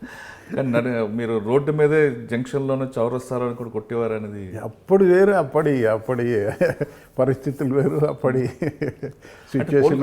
చెప్పండి సార్, యాంటీ సోషల్ ఎలిమెంట్స్ని లేదా ఈవ్ టీజర్ చేసిన వాళ్ళని రోడ్డు మీదే పనిష్మెంట్ ఇవ్వడం కరెక్ట్ అంటారా, లేదా అరెస్ట్ చేసి కోర్టు పంపడం కరెక్ట్ అంటారా? ఇప్పుడు ఒకటేనండి, అప్పటి పరిస్థితుల్లో దట్ వాజ్ కరెక్ట్. ఇప్పుడు అది సాధ్యమైన పని కాదు. ఎందుకంటే హ్యూమన్ రైట్స్ వయలేషన్ ఉంటుంది, తర్వాత కోర్ట్స్ ఉంటాయి, మీడియా ఉంటుంది. ఇప్పుడు అది పద్ధతి కాదు. ఇప్పుడు ఏంటంటే మనం దాన్ని ఇమ్మీడియట్ యాక్షన్ తీసుకుంటే చాలా ఎఫెక్ట్ వస్తుంది. ఇప్పుడు చట్టం ప్రకారం మనం ఇమ్మీడియట్ యాక్షన్ తీసుకోవాలి, ప్రాపర్ సెక్షన్ అప్లై చేయాలి, అండ్ బెయిల్ రాకుండా మనం దాన్ని ఎప్పుడు కౌంటర్ చేయాలి దాన్ని. తర్వాత వాళ్ళ మీద హిస్టరీ షీట్స్ ఓపెన్ చేయాలి. తర్వాత ఎక్కువ చేస్తే వాళ్ళను సిఆర్పిసి సెక్షన్లో బైండ్ ఓవర్ చేయాలి. ఇవన్నీ వేరియస్ మెథడ్స్ ఇప్పుడు ఉన్నాయి. అది అప్పటి పరిస్థితి ఇప్పటి పరిస్థితి we cannot apply this thing. చేయలేము, అది కష్టం. తర్వాత ఎక్కడికి వచ్చారు? కొత్తగూడెం నుంచి. కొత్తగూడెం నుంచి this thing I was at Kothagudem for about 3 years ఇది ఉండే. తర్వాత ఫ్యూ డేస్ మనుగురు వెళ్ళాను, పోస్ట్ చేశాను. అక్కడ కొన్ని రోజులే, 2-3 నెలల తర్వాత I was promoted and posted to Bhadrachalam circle again. Okay. అంటే ఇక్కడ రాముల వారి సన్నిధిలో నేను 3 years చేశాను. అంటే అక్కడ దేవస్థానంతో పాటు మిగతా క్రైమ్ కూడా కనిపిస్తుంటుంది. క్రైమ్ ఉండే, తర్వాత ఎక్స్మిజం ఉండే. ఎక్స్మిజంలో ఈ శబరి స్క్వాడ్ ఉండే. ఓకే. శబరి స్క్వాడ్ అంటే చింతూరు, మోతుగూడెం, మన ఛత్తీస్గఢ్ కుంట, తర్వాత వెంకటాపురం, చెర్ల ఇటు సైడ్. అది ఇది మన కూనవరం, విఆర్పురం. ఇవి బాగా మొత్తం ఫారెస్ట్, డెన్స్ ఫారెస్ట్. వాళ్ళు యాక్టివిటీస్ ఇప్పుడు బాంబు కాంట్రాక్టర్స్ను వాళ్ళని వీళ్ళని అది అప్పట్లో పోలీస్ స్టేషన్ మీద దాడులు కూడా వరుసగా జరుగుతుంటాయి. అప్పుడు లేదు, ఆ పీరియడ్లో పోలీస్ స్టేషన్ మీద దాడులు. తర్వాత కూనవరం పోలీస్ మీద దాడి కూడా జరిగినట్టు ఎప్పుడు తర్వాత అనుకుంటా. కూనవరం నాకు ఐడియా లేదు. కానీ 1975లో పేరూరు పోలీస్ స్టేషన్ మీద అటాక్ అయింది. అప్పుడు మీరు వచ్చిన తర్వాత మరి నేను భద్రాచలం సర్కిల్ ఏ విధంగా ఉంటుంది? అంటే ఇదే మిక్స్డ్ అండి. భద్రాచలం ఎందుకంటే పిల్గ్రిమ్ సెంటర్ కదా, ప్రాపర్టీ అఫెన్సెస్ జరిగేది. తర్వాత ఈ క్రైమ్ జరిగేది, మర్డర్స్ ఇవి, అంటే ఈ పెద్ద ఫ్యాక్షస్ మర్డర్స్ కావు కానీ other type of murder Sexual జరిగేది. తర్వాత ఇవి ఎక్స్మిజం ఇది ఒకటి ఉండేది. అంటే భద్రాచలం సర్కిల్లో మీకు జరిగిన మీరు చెప్తున్న క్రైమ్లో మంచి ఇంట్రెస్టింగ్ ఉన్న మర్డర్ కేసు ఏమైనా? ఉంటుందండి, చాలానే అయినాయి. దాదాపు నేను 3 yearsలో దాదాపు 19 మర్డర్స్లో నేను ఎందుకంటే మీకు క్రైమ్ నేను డిటెక్ట్ చేసేది అది అది బాగా ఏంటంటే ఒక ఇంట్రెస్టింగ్ ఏంటంటే ఒక ఎస్టీ ఇది ఇమీడియట్ పోలీస్ స్టేషన్ కంప్లైంట్ వచ్చేది. సార్ నేను మా వదినని తీసుకొని వెళ్తుంటే ఇట్లా వీళ్ళు అటాక్ చేసినారు, మా వదినని తీసుకొని పోయినారు, ఎట్టుపోయిందో తెలియదు అది ఇది అని వచ్చి మనకు చెప్పినారు. తర్వాత తెలిసింది ఏంటంటే ఆమె మర్డర్ అయినది. ఈతను మనకు వచ్చిన కంప్లైంట్ ఏ విధంగా బిహేవ్ చేసిండంటే, వాళ్ళ దగ్గర వాడు పోయి ఊళ్ళోకి పోయి చెప్పాడు, ఇట్లా అటాక్ అయింది, మేము వస్తుంటే సైకిల్ మీద అటాక్ చేసినారు, ఆ వదినని తీసుకుపోయినారు. వీడు ఊళ్ళోకి చెప్తే వాళ్ళంతా వస్తారు కోయాసాలు. వచ్చినప్పుడు వాడు ఎంత యాక్ట్ చేశాడంటే, నాకు దాహం వేస్తుందంటే ఎట్లా లేదు, నీళ్ళు లేవు కదా అంటే వాడు మూత్రం పోయి తాగుతానంటే మూత్రం పోస్తే తాగినాడు. అంటే అంత ఎలిబి వాడు ఇది చేసినాడు దాని మీద. సరే మనం రాత్రి ఎఫ్ఐఆర్ రిజిస్టర్ చేసినాం, సీన్కి వెళ్ళాము. చూస్తే అది మర్డర్గా లేదు, ఇది రాబరర్స్ కానీ వీళ్ళు కానీ లేదు. కానీ ఏమైంది అక్కడ, they suspected the villagers of some this thing, Koya community వాళ్ళను సస్పెక్ట్ చేసినారు. ఆడ 2 విలేజ్లో ప్రాబ్లం వచ్చినది. సరే అని చెప్పి చూసినాక సీన్ మొత్తం చూసినాక నాకు వచ్చినది, వీని మీదనే సస్పెక్ట్ అయింది. అంటే ఎక్కడ లీడ్ వచ్చింది అంటే ఇప్పుడున్న టెక్నాలజీలో అంటే ఒక సెల్ టవర్ లొకేషన్ ఇప్పుడు ఒక్కటి ఏంటంటే దాని ఒక ఉద్దేశం ఏంటంటేనే అండి, అప్పుడు మేము ఏదైతే చేశామో అప్పుడు మాకు టెక్నాలజీ సపోర్ట్ అనేది లేదు.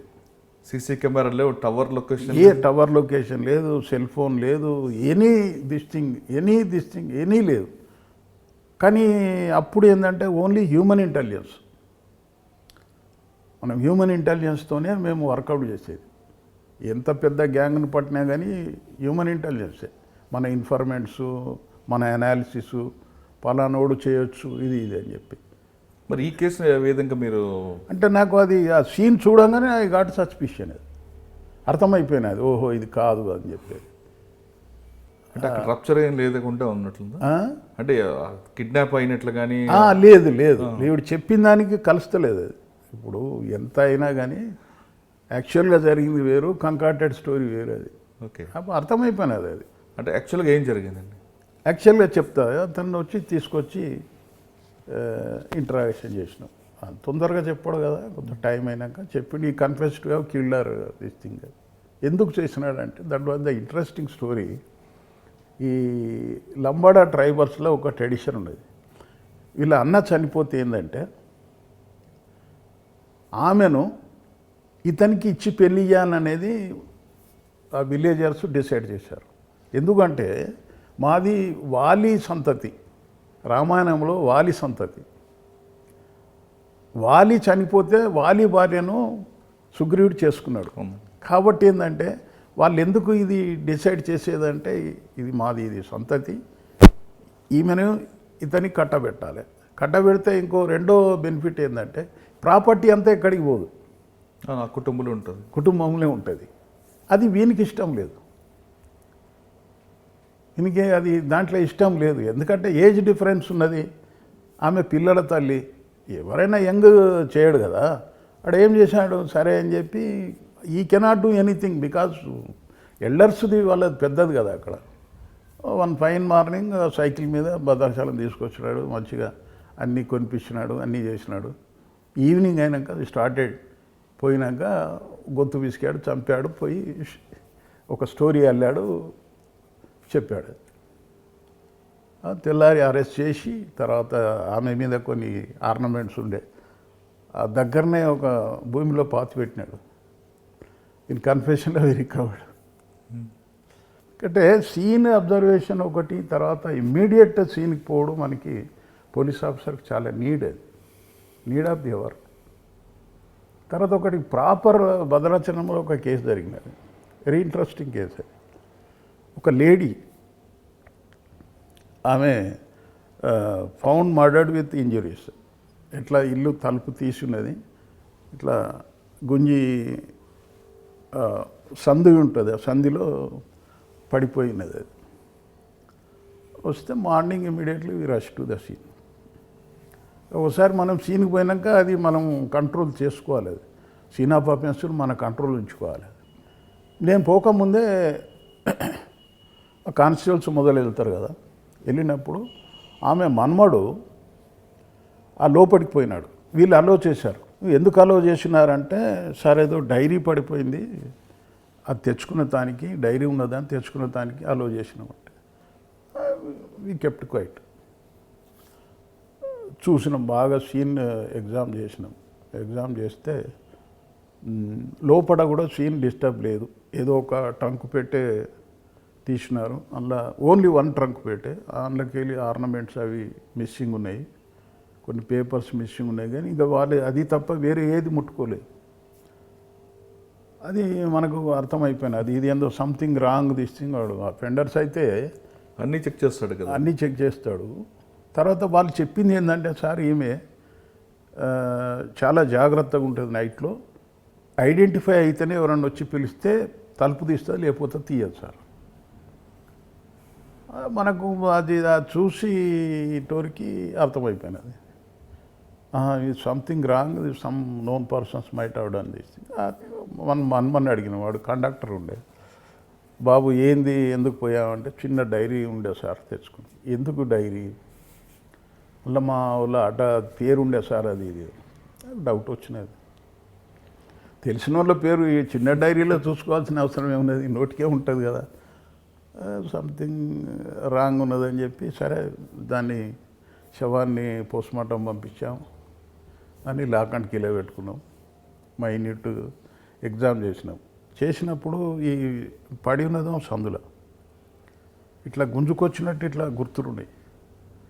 మళ్ళీ మైన్యూట్ ఎగ్జామ్ చేస్తే మంచం దుప్పటి కింద బ్లడ్ స్టెయిన్ లేదు, నవార్ మంచం. అది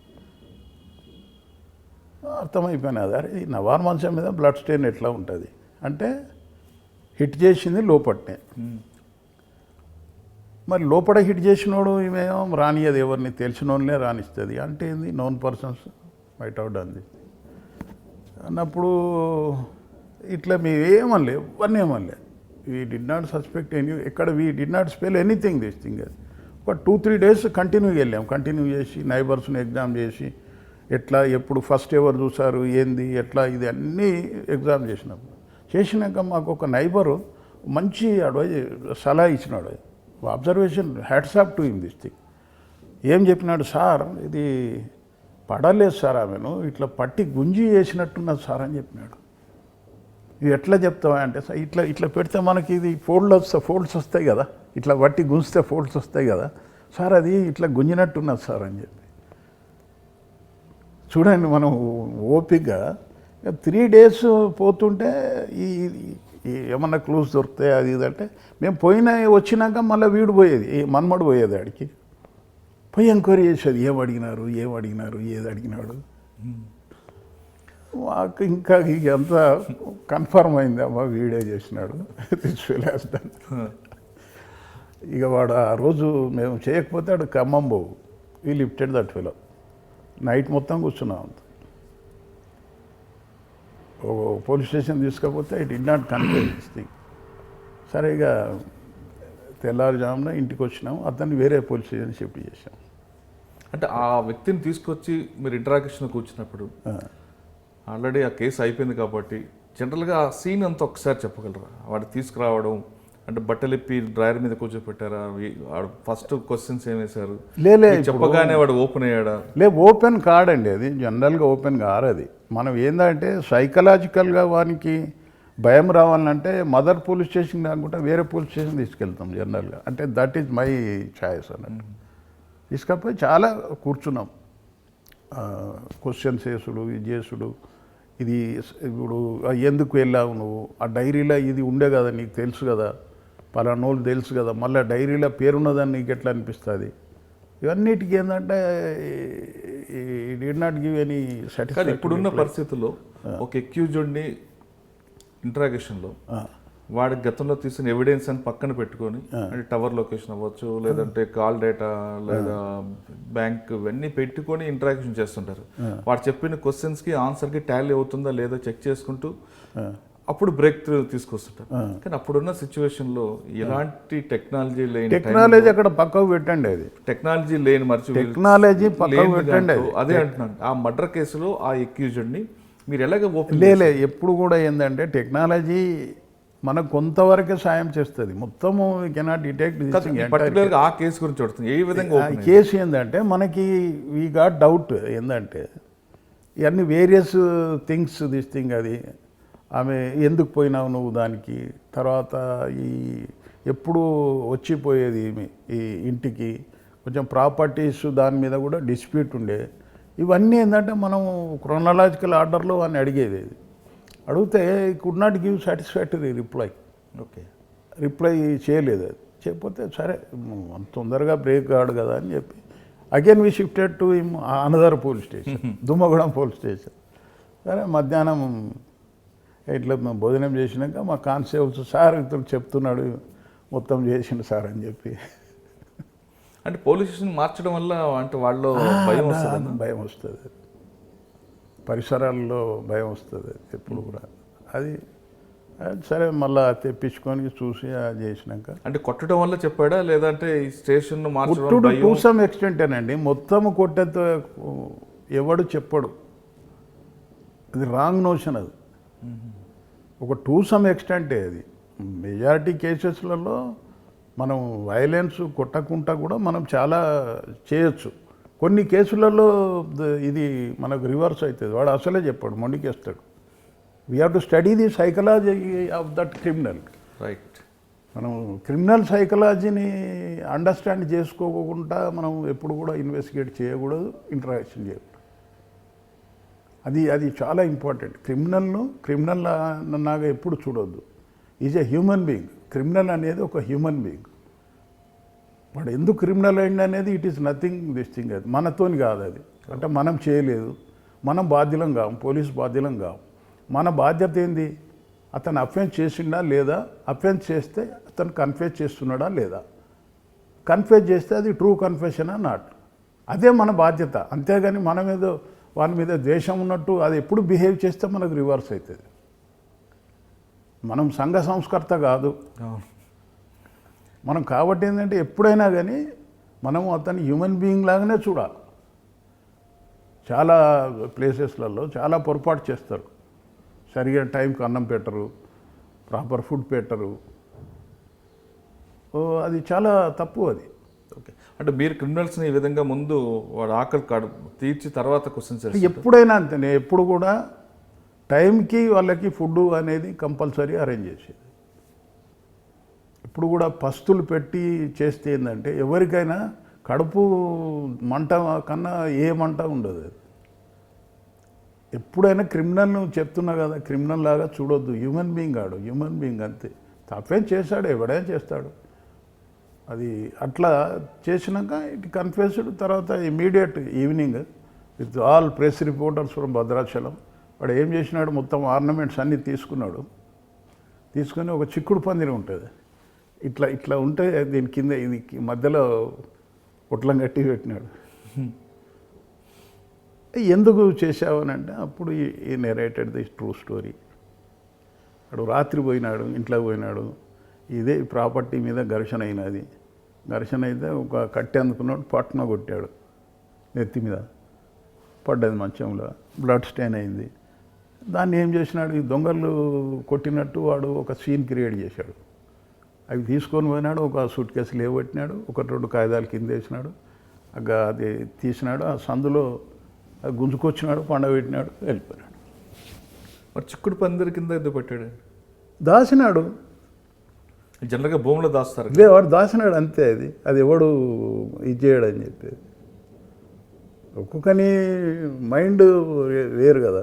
అది తర్వాత మాకు ఆ రోజే ఎందుకంటే మార్నింగ్ అక్కడ చూసిందంటే బాగా నిద్ర లేకుంటున్నది ఆయన కళ్ళని ఓ కళ్ళన్నీ నిద్ర లేకుంటున్నాయి, కొంచెం డిస్టర్బ్ మూడ్లోనే కనబడ్డాడు.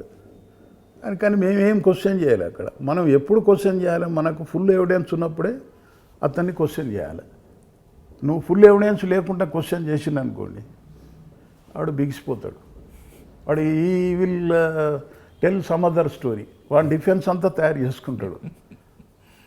ఇట్ ఈజ్ అన్ ఆర్ట్ అండి. Investigation is an art.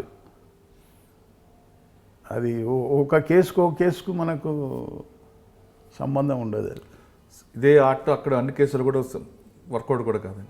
కాదు మనిషిని బట్టి ఉంటుంది. దానికి ఒక ఇది లేదు, ఒక బుక్ లేదు. ఇంట్రాగేషన్కు ఇట్లా చేయాలనేది బుక్ లేదు. కొన్ని పారామీటర్స్ ఉంటాయి.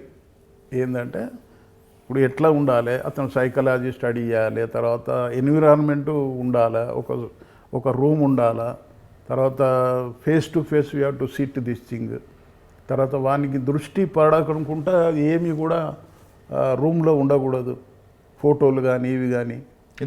ఎందుకంటే ఇప్పుడు సపోజ్ నేను క్వశ్చన్ వేసాను, దాని మీద కాన్సన్ట్రేట్ చేస్తాడు, ఈ వోంట్ ఆన్సర్. కాబట్టి ఏంటంటే అవి ఏమి లేకుండా చూడాలా. ఇది ఇప్పుడు ఎవడైతే నేరస్తుడో కళ్ళల్లో కళ్ళు పెట్టి చూడాడు, అది రూల్, తంపు రూల్. ఇట్లన్నా చూస్తాడు, అటన్నా చూస్తాడు. కొంతమంది ప్లాంట్గా ఉండి కళ్ళలో కళ్ళు పెట్టి చూసే వాళ్ళు కూడా ఉంటారు కదా. ఇక దాన్ని స్టడీ బట్టి చేయాలి, అతన్ని స్టడీ చేయాలి, అది సైకాలజీ స్టడీ చేయాలి. అంత ఈజీ కాదు అది. ఎందుకంటే ఒకసారి ఎందుకు నేను హ్యూమన్ బీయింగ్ అని అంటే, మా కరీంనగర్లో కేసు ఇట్లే అయింది. అది ఇంటరాక్షన్ చేశాము, సెల్లో పెట్టినాము. కానిస్టేబుల్స్ ఏదో తెల్లారి అన్ని దురుసుగా ప్రవర్తించి అన్నీ తిట్టారు. ఒక బూత్ పదంతో నన్ను తిట్టారు. మాకు చెప్పేవాడు హర్ట్ అయినాడు, సార్ నన్ను ఇట్లా తిట్టినాడు అది అంటే. చూడండి అది ఏం కాదులే, సరే నేను చెప్తలే అని చెప్పి కన్సోల్ చేసిన. అంటే మీ మీద దానికి నమ్మకం కుదిరింది. నమ్మకం కలగజేయాలి. దాన్ని ఏంటంటే ఆర్ట్. ఒకళ్ళు దురుసుగా చేస్తారు, ఒకళ్ళు కొట్టబోతారు, వాళ్ళు కొడతారు, ఏదో సంథింగ్ యాక్ట్ చేస్తారు, వాళ్ళని రెస్క్యూ చేస్తాము, అరే ఆపు అని చెప్పి. ఇట్లా మనం ఒక స్టోరీ దాన్ని మనం క్రియేట్ చేయాల్సి వస్తుంది. అంటే వాళ్ళు కొడుతుంటే కొట్టదు అది ఉండాలి. అది వాడు యాక్ట్ చేస్తాడు, కొట్టబోతే ఆపు నేనున్నా కదా అని చెప్పి. చాలా ఉంటుందండి అది. అని ఇప్పుడు వాడు బ్రేక్ అవ్వడానికి రకరకాలు చేయాలి. అట్లా సపోజ్ వాళ్ళ ఫ్యామిలీ మెంబర్స్ ఉన్నారు, మాట్లాడియాలా, అవసరం బట్టి చెప్పాలి, వాళ్ళకి మంచి ట్రీట్మెంట్ ఇవ్వాలి. మంచిది లేరా బాబు, నేను చూస్తలే, నీకు ఇంకేం భయం లేదు, నువ్వు బయటకు వచ్చేటప్పుడు చేస్తలే, నేను బెయిల్ ఇప్పించే మార్గం చేస్తలే, కాన్ఫిడెన్స్ అనేది క్రియేట్ చేయాలి. He used to give some money to their wives also, this thing. Sir Bhadrachalam తర్వాత ఎక్కడికి వచ్చారు? భద్రాచలం నుంచి 3 years అయింది దాదాపుగా. 3 yearsలో మంచిగా 3 పట్టాభిషేకాలు, 3 ముక్కోటి ఏకాదశి బందోబస్తులు చాలా బ్యూటిఫుల్గా చేసినాం అప్పుడు. మాకు ఎందుకంటే first history in the Bhadrachalam చెప్పకూడదు కానీ, Huda was the SP, Syed Anwarul Huda అని చెప్పి. ఆయన ఏం చేశాడంటే, అంతకుముందు భద్రాచలానికి వేరియస్ డిస్ట్రిక్ట్స్ నుంచి ఫోర్స్ని తీసుకొచ్చాయి, ఆంధ్ర నుంచి కానీ ఇక్కడి నుంచి కానీ. ఆయన ఏం చేసినాడు, first time no, should not call any one from any district, మన ఫోర్స్ మనకు సరిపోతుంది అని చెప్పి మా డిస్ట్రిక్ట్ ఫోర్సే డ్రా చేసి మేము దాన్ని పకడ్బందీ ప్లాన్ చేసేది. నేను ఒక్కనే, నాకు డిఎస్పీలు ఎవరు రాకపోయేది, వాళ్ళు ఆ మీది బంగ్లాలనే కూర్చునేది, మేము వర్కౌట్ చేసేది. ఆయన ఎస్పీ వాజ్ వెరీ పర్టిక్యులర్, వచ్చి తిరిగేది ఎక్కడ ఏ మెన్కి ఎక్కడ అకామిడేషన్ ఇచ్చినారు, whether accommodation is good or not, that is more this thing, hour of the need. అది ఇప్పుడు మెన్కి అకామిడేషన్ లేకపోతే వాళ్ళు ఎట్లా పర్ఫామ్ చేస్తారు బందోబస్తు, అది చూసేది. చూసినాక మాకు ఏ బందోబస్తు కూడా ఎక్కడ కూడా ఏమి ఇంత ప్రాబ్లం రాకుండా ఎలోన్ ఐ డెల్ట్ ది బందోబస్తు, ఎక్కడ ప్రాబ్లం రాలేదు. ఓకే. రాత్రంతా కూర్చునేది, రాత్రంతా కూర్చొని మొత్తం పేపర్ మీద పోస్టింగ్స్ వేసేది, తెల్లారి పిలిచేది, ఒక్కొక్కరికి చెప్పేది, బ్రీఫింగ్ ఇచ్చేది, పంపించేది. చాలా బాగా మజా వచ్చేది. తర్వాత ఎక్కడికి వచ్చారండి? తర్వాత అది ఐ వాజ్ పోస్టెడ్, మళ్ళీ ఇంటర్ డిస్ట్రిక్ట్ మారింది నాది, కరీంనగర్కి వచ్చాను. That is in the year 1990. అప్పుడు కరీంనగర్ మండిపోతున్నది, ఒక అగ్నిగోళం అనుకోండి అది. ఎందుకంటే ద ప్రాబ్లమ్ ఈజ్ దట్ 89లో చెన్నారెడ్డి గారు ప్రభుత్వం వచ్చినాక వాళ్ళను నక్సలైట్స్ను లిబరలైజేషన్ చేశాడు. ఏం చెప్పాడు, సరే పెట్టుకొనియండి వాళ్ళని, మీటింగ్ పెట్టుకొనియండి వాళ్ళను, మనం ఎందుకు అనచాలే అని చెప్పి అందరినీ ఆయనే ఒక బ్లాంక్ ఆర్డర్ ఇచ్చినాడు. బ్లాంక్ ఆర్డర్ ఇచ్చినప్పుడు ఏంటంటే ఇనిషియల్గా చాలా ల్యాండ్ ఆర్డర్ ప్రాబ్లం బాగా వచ్చింది. ఎందుకంటే వాళ్ళంతా ఒక పంజరంలో ఉన్నోళ్ళు బయటికి వెళ్తే, పంజరం ఉన్న చిలుకలు బయటికి పోతే ఫ్రీ పోతాయి కదా, అట్లా చాలా ఒక అగ్నిగోళం లాగుండే కరీంనగర్. అది ఎప్పుడైతే వాళ్ళకు ఇది చేసినారో, స్వేచ్ఛాయుత మీటింగ్లు పెట్టుకోవాలి ఇవన్నీ ఇచ్చినప్పుడు ఏమైందంటే మొత్తము యూజీ క్యాడరు, మిలిటెంట్స్ అంతా ఎక్స్పోజ్ అయ్యారు. సార్ మీరు కరీంనగర్ వచ్చేదో కరీంనగర్ అగ్నిగుండంలా ఉందని చెప్తున్నారు. ఎందుకంటే ఒకటి ఏంటంటే ఫస్ట్ ఏంటంటే అప్పుడు top priority to control this extremism. అది first priority in Karimnagar. Situation ఎట్లా ఉన్నదంటే అప్పుడు ఇప్పుడు ఈ గవర్నమెంట్ పాలసీల వల్ల ఇప్పుడు గ్రూప్స్ అన్నీ విచ్చలవిడైనాయి. Particularly with in the groups చాలా కొట్టాటలు జరిగినాయి. అంత సిరిసిల్ల మాత్రం ఇది హారిబుల్ సిచ్యువేషన్. అది హారిబుల్ అంటే horrible, you cannot imagine now this thing. ఎందుకంటే అప్పుడు ఈ మావోయిస్ట్ అప్పుడు PWG, Janashakti, they use to fight with each other this thing. ఈ మావోయిస్ట్లో ఫెరోషియస్, వీళ్ళని అటాక్ చేసి జనశక్తి వాళ్ళను చంపి, ఒక ఊర్లో గంభీరావుపేట దగ్గర వాళ్ళని చంపి వాళ్ళ తలలు తీసుకొచ్చి ఎల్లారెడ్డిపేట పిఎస్ యూనివర్సిటీలో చెట్లకు కట్టారు. మీరు ఇమాజిన్ చేయండి అది ఎట్లా ఉన్నది పరిస్థితి. దాని రిటాలియేషన్కు జనశక్తి వాళ్ళు వాళ్ళను కౌంటర్ అటాక్ చేసే శక్తి లేక సీక్వెన్స్గా ఒక మూడు విలేజ్లలో మర్డర్ చేసుకుంటూ పోయారు. ఎవరు భూస్వాముల్ని అని చెప్పి, ఏంది ఎంత 80 years 75 years వాళ్ళను పెద్ద తల్వార్తోని నరుక్కుంటూ వెళ్ళారు. అంటే పరిస్థితి ఎట్లా ఉన్నదో మీరు చూడండి. వాళ్ళు ఏం చేశారు, జనశక్తికి పడకపోవడం కారణం ఏంటంటే వాళ్ళ పాలసీస్ అంతే. అది గంభీరావుపేట దగ్గర మర్డర్ చేసి తలలు తీసుకుపోయి ఎల్లారెడ్డిపేట పిఎస్ లిమిట్స్లో చెట్ల కట్టి ఆ డెడ్ బాడీస్ను ఈ సెస్ వెహికల్ ఉంటుంది, ఎలక్ట్రిసిటీ సెస్ది, ఆ సెస్ వెహికల్ వేసి పంపించారు. చూసిన 3-4 members తీస్తే. అంటే ఒక్క ఎగ్జాంపుల్ నేను చెప్తున్నా. మిలిటెంట్స్ కొట్లాటలు, హారిబుల్ అఫీషియల్స్ను కింద కూర్చున్నబెట్టి, మిలిటెంట్ మన ఈయన సిరిసిల్ల మున్సిపల్ కమిషనర్ కింద కూర్చున్నబెట్టి మిలిటెంట్ మీద కూర్చొని తీర్పులు చెప్పారు. అంటే ఎంత హారిబుల్ పరిస్థితి ఉన్నది. అప్పుడు మేము ఎంటర్ అయినాము. అన్ఫార్చునేట్ ఏమైందంటే ఫస్ట్ ఎస్పీ మాకు, నేను ఎంటర్ అయినప్పుడు ఈయన ఎస్పీ గారు ఈయనండి. అది తర్వాత రత్నారెడ్డి సార్ వచ్చారు. అప్పుడు ఏమైందంటే మొత్తము అడ్మినిస్ట్రేషను, పోలీస్ ఆఫీసర్స్ ఎవరైతే పాత వాళ్ళు ఉన్నారో వాళ్ళంతా సిటీకి వచ్చారు. ఎందుకంటే టార్గెట్స్ అయ్యి వేరియస్ రీజన్స్తోని వాళ్ళు ఇక అక్కడ కొనసాగలేక అందరూ వచ్చారు. వచ్చినప్పుడు మేమంతా కొత్త, ఎస్పీ కొత్త. ఇక అది చాలా హారిబుల్ పరిస్థితి ఉంది. అంటే మీరు చెప్తున్న సిరిసిల్లని ఏ విధంగా కంట్రోల్ చేస్తారండి? ఇక కంట్రోల్ అంటే ఎస్పీ గారు వచ్చారు కదా, యూస్ టు దిస్ థింగ్ ఏంటంటే రేడ్స్, కార్డన్ అండ్ సర్చ్. ఒక్కొక్క నైట్లో 5 సర్కిల్లోకి వెళ్ళి 5 పార్టీస్ వెళ్ళాలి. ఒక విలేజ్ని కార్డన్ చేయాలి. 3 గంటలకు పోయి కార్డన్ చేసి ఎర్లీ మార్నింగ్ వాళ్ళందరినీ అసెంబుల్ చేసి మిలిటెంట్స్ను ఎక్స్పోజ్ చేసి వాళ్ళకు మాట్లాడి వాళ్ళకు చెప్పి,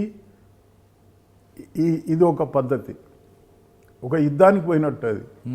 అట్లా సారి సక్సెస్ అయింది. ఏంటంటే ఒక పార్టీ కార్డన్ చేసినాక కొన్ని పార్టీస్ ఎంటర్ అవుతాయి విలేజ్లలో, హౌస్ టు హౌస్ సర్చ్ చేస్తాయి. ఓ పార్టీ పోయి హౌస్ టు హౌస్ సర్చ్ చేసినప్పుడు అలా ఎక్స్ట్రీమిస్ట్ ఉండేది.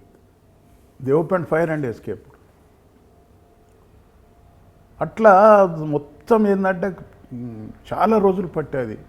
First we have to list out the militants. ఇంట్లో ఎవడు మిలిటెంట్ ఉన్నాడు, ఏ గ్రూప్ మిలిటెంట్, ఈయన యాక్టివిటీ ఏంది, వాడు ఎన్ని అఫెన్స్లు ఉన్నాడు, ఇట్లా మొత్తము ఒక్కొక్క ఐడెంటిఫై చేసి పట్టి అరెస్ట్ చేసేటరకు ఒక లెవెల్కి వచ్చింది అది.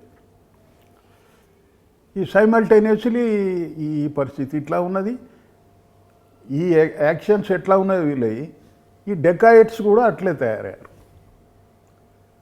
ఎందుకంటే డెకాయిట్స్ అక్కడ ఈ కరీంనగర్, తర్వాత ఈ నిజామాబాదు, ఆదిలాబాదు, వడ్డెరాసు ఉండేది, తర్వాత హుస్నాబాద్, వీళ్ళు బాగా డెకాయిట్ చేసేది.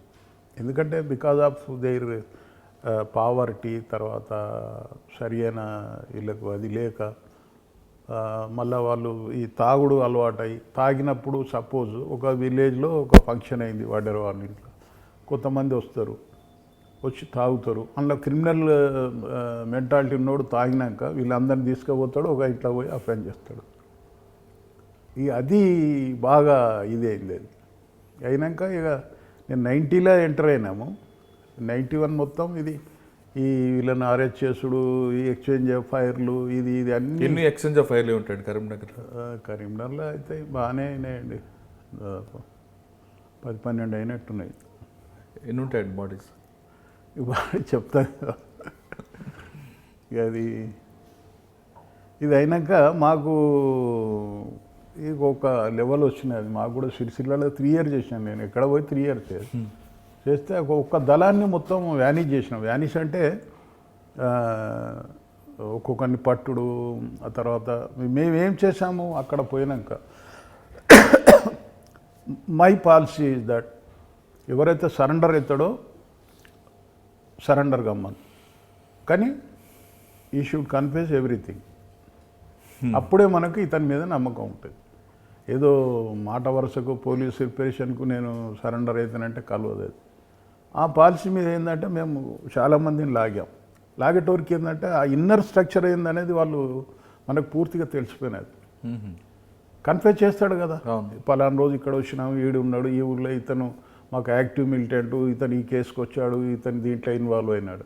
అట్లా మనకు మొత్తం ట్రూ పిక్చర్ తెలిస్తే ఒక దళం మొత్తము వ్యానిష్ అయిపోయినది. వ్యానిష్ అయిపోయినాక ద లీడర్ ఆడు బాలసంతల Uppalaiah alias Chinnanna, resident of గడ్డి లచ్చపేట, ఆడు అప్పుడు వెళ్ళిపోయినాడు. ఇప్పటి వరకు కూడా is where over sir not. ఈ మైగ్రేటెడ్ టు కలకత్తా, ఇప్పటి వరకు కూడా అక్కడ రాలేదు, వాడు ఏం చేయలేదు. ఆఖరికి ఏంటంటే వెపన్స్ దగ్గర పెట్టి వాళ్ళు పారిపోయిన సిచ్యువేషన్ తీసుకొచ్చాము మేము. తర్వాత ఇది ఎస్పీ గారు మాకు పెద్ద టాస్క్ చెప్పాడు. అట్లా కాదా, ఇవన్నీ చేసినారు, వీటి సంగతి చూడండి డెకాయిటిస్ అని చెప్పి సార్ మంచిది, మా దగ్గర చిన్న క్లూ ఉండే, చెప్తే నువ్వు చేయాలి ఇది అని చెప్తే మాకు ఏం చేశాడు, ఒక 6 SIలు ఇచ్చాడు. వీళ్ళందరికీ ట్రైనింగ్ ఇయ్యి, నీకు అది అందులో ఉన్నారు SIs, వీళ్ళందరూ ట్రైనింగ్ ఇయ్యి నీతోని. 6 SIs, ఒక 30 మంది సిబ్బంది, జీబులు, హంగామా ఇచ్చినాక స్టార్టెడ్ అవర్ ఆపరేషన్. 2-3 నెలలు జరిగింది ఆపరేషన్. అట్లా చాలా మేము సిస్టమేటిక్గా చేసాము. అది అంటే 2-3 నెలల ఆపరేషన్లో 50 మందిని అఫెండర్కి ఒకేసారి మీరు పట్టుకోవడం, ఆ 50 మందితో రికవరీ చేయడం అనేది అది అంటే ఒకటి దానికి ఎట్లా ఉన్నదంటే ఫస్ట్ వర్కౌట్ చేసాం. వర్కౌట్ అంటే ఇప్పుడు 6 SIs ఉన్నారు. ఒక పార్టీ అఫెన్సివ్ అంటే విలేజ్కి వెళ్ళి పికప్ చేయాలి సస్పెక్ట్స్ను, ఒక పార్టీ ఇంట్రాగేషన్ చేయాలి, ఒక పార్టీ తెచ్చిన వాళ్ళది బాగోగులు చూడాలి. ఇట్లా డివైడ్ చేసి we could elicit the names of దళమ్స్, అంటే ఇది గ్యాంగ్ మెంబర్స్. అట్లా మేము 5 గ్యాంగ్ మెంబర్స్ని అరెస్ట్ చూపెట్టాం. ఫైవ్ గ్యాంగ్స్ అంటే it consist of about 50, nearly 50 చేసి we recovered properties about 4.5 kg gold, తర్వాత 25 kg సిల్వర్. ఎన్ని అఫెన్సెస్ అంటే 88 offences we listed out. 88 offences we listed out of 5 districts: Karimnagar, Adilabad, Nizamabad, Medak and RR district also. 100 days కష్టపడ్డామండి మా SIs మేము. చాలా ఇక అదే పని, వేరే పని ఏం లేదు. చేస్తే ఏంటంటే చాలా అంటే ఈ 5 గ్యాంగులు ఇంట్రెస్టెడ్ గ్యాంగ్ అంటే ఎక్కడ గ్యాంగ్? ఇంటర్స్టేట్ కాదు, inter district. Okay, inter district, not inter district. అంటే ఈ 5 గ్యాంగులతో ఒకేసారి తిరగడం, రికవర్ చేయడం ఒక పెద్ద టాస్క్ కదండి. ఇప్పుడు జనరల్గా ఇది ప్రొసీజర్ వేరే ఉంటుంది, but on record we have to show at one place this thing. అంటే అప్పుడు సంచలనం అవ్వడం, తర్వాత ఆఫీసులు అందరూ మీకు సపోర్ట్ బాగా చేసినట్టున్నారు.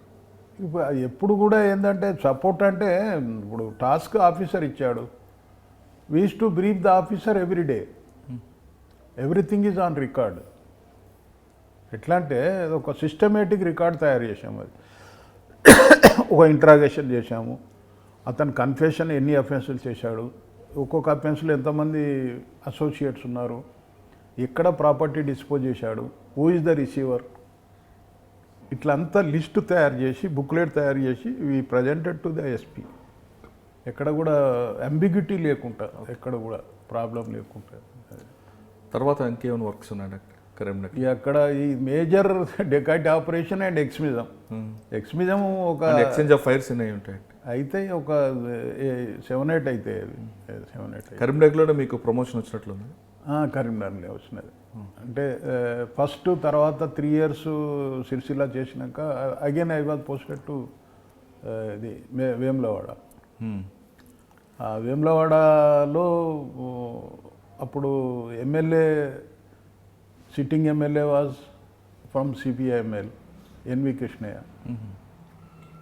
ఇక అది మొత్తం వాళ్ళ కంట్రోల్లో ఉన్నది. యాక్చువల్గా చెప్పాలంటే వాళ్ళ కంట్రోల్ ఉన్నట్టే అప్పుడు. దాన్ని మెల్లగా కంట్రోల్ చేసాం మేము, మొత్తం ఐడెంటిఫై చేసి. అప్పుడు ఎలక్షన్లు వచ్చినాయి, ఎలక్షన్ల అఫెన్స్ బాగా మేము ఫెరోషియస్గానే ఉంటుంది. అది ఐడెంటిఫై చేసుడు, ఎవరిని బెదిరియకుండా. వాళ్ళు ఏంటంటే ఎక్స్ట్రీమిజంలో సిపిఎంఎల్ ఏంటంటే వాళ్ళు దే బిలీవ్ ఇన్ డెమోక్రసీ, అంటే they will contest the elections. జనరల్గా ఏంది, ఎవరైనా కాంటెస్ట్ చేస్తారంటే వాళ్ళని బెదిరించుడు, నామినేషనే వేయొద్దని చెప్పి వాళ్ళని బెదిరించుడు, ఇవన్నీ చేసేది. మేము అది కర్టైల్ చేసాం, ఎవరు కూడా అక్కడ బెదిరియకుండా. తర్వాత we stood support to the other party members, వాళ్ళు ఫైల్ చేశారు. ఎమ్మెల్యే ఎలక్షన్లో కూడా బాగా వర్కౌట్ చేసినాం. అది తర్వాత వేములవాడ తర్వాత వేములవాడలో మాకు ఒక మంచి ఎక్స్చేంజ్ ఆఫ్ ఫైర్ అయింది. అది very good exchange of fire. అది totally my effort this thing, ఎవరిది దాంట్లో. డెవలప్డ్ అయిన ఇన్ఫార్మేట్ చేసి ఒక 1 నెల రోజులైంది అంతే అని మాట్లాడి మంచిది ఒప్పుకున్నాడు. వన్ డే నేను లంచ్ చేస్తుంటే వచ్చినాడు, అయ్యా దళం ఉన్నది ఎక్కడ అంటే మా విలేజ్ వెనకనే ఉన్నది. డేట్ సరే పోదాం ముందు చెప్పి డిఎస్పీకి ఫోన్ చేశాను. సరే ఇట్లా ఉంది information, I want to go. నాకు ఒక 10 members ఏపీఎస్పీ కావాలి.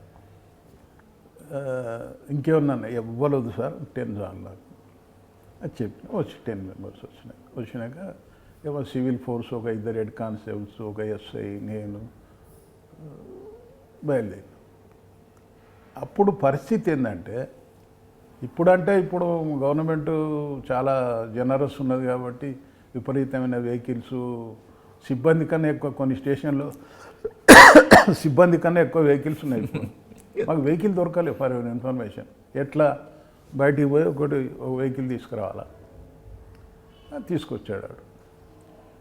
ఎందుకంటే క్యామోఫ్లేజ్ వేరే వెహికల్లో పోవాలి, మన పోలీస్ వెహికల్ మీద పోకూడదు కదా జనరల్గా. బయలుదేరి ఆ వేములవాడ క్రాస్ రోడ్ రాగానే ఒక ఫ్లేట్, అది టైర్ గాలిపోయినది. ఒకటి ఇంకో వెహికల్ ఆపి ఇది ఎలా పెట్టి అంతా ఫోర్స్ఫుల్గా స్నాచ్ చేసుడే, అది దాంట్లో అడిగేది ఉండదు. కూర్చుండబెట్టి ఈ procedure. Lucky informant also with us. Informant కాబట్టి మనకి రూట్స్ తెలుసు కాబట్టి జనరల్గా ఏమవుతుంది, పోలీసు ఊళ్ళకి ఎంటర్ అవుతుంది, ఇన్ఫర్మేషన్ పోతుంది. కాదు మిస్ అవుతుంది. ఇన్ఫర్మెంట్ కాబట్టి సార్ అట్లా పోదు సార్ అని చెప్పి మేము వెనక నుంచి పోయినాం. ఆ చిన్న గుట్టలు ఉండే గుట్టలు దాటి పోయినాం.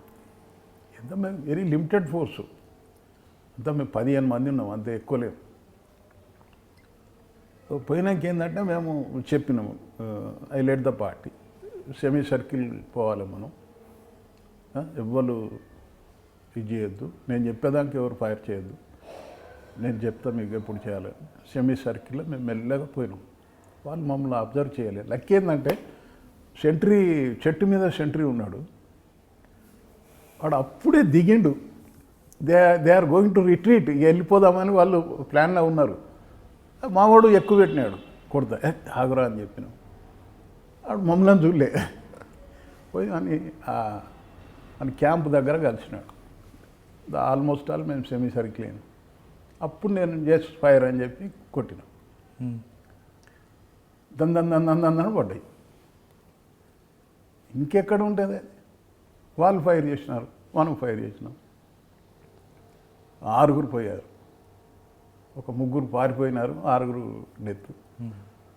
ఎంత 15 నిమిషాల్లో గతం అయిపోయింది ఆపరేషన్. ఆఫీసర్స్ ఏమన్నారు? మీ ఆఫీసర్స్ ఏమన్నారు అప్పుడు? ఏమంటారు ఆఫీసర్స్కి ఏముంటుంది, they are very very happy. అంటే దాంతో మీకు డిఎస్పీ ప్రమోషన్ వచ్చిందా? That was the citation, this thing అన్నీ కలిపేది. అక్కడి నుంచి ఎక్కడికి వచ్చారండి వేములవాడ తర్వాత?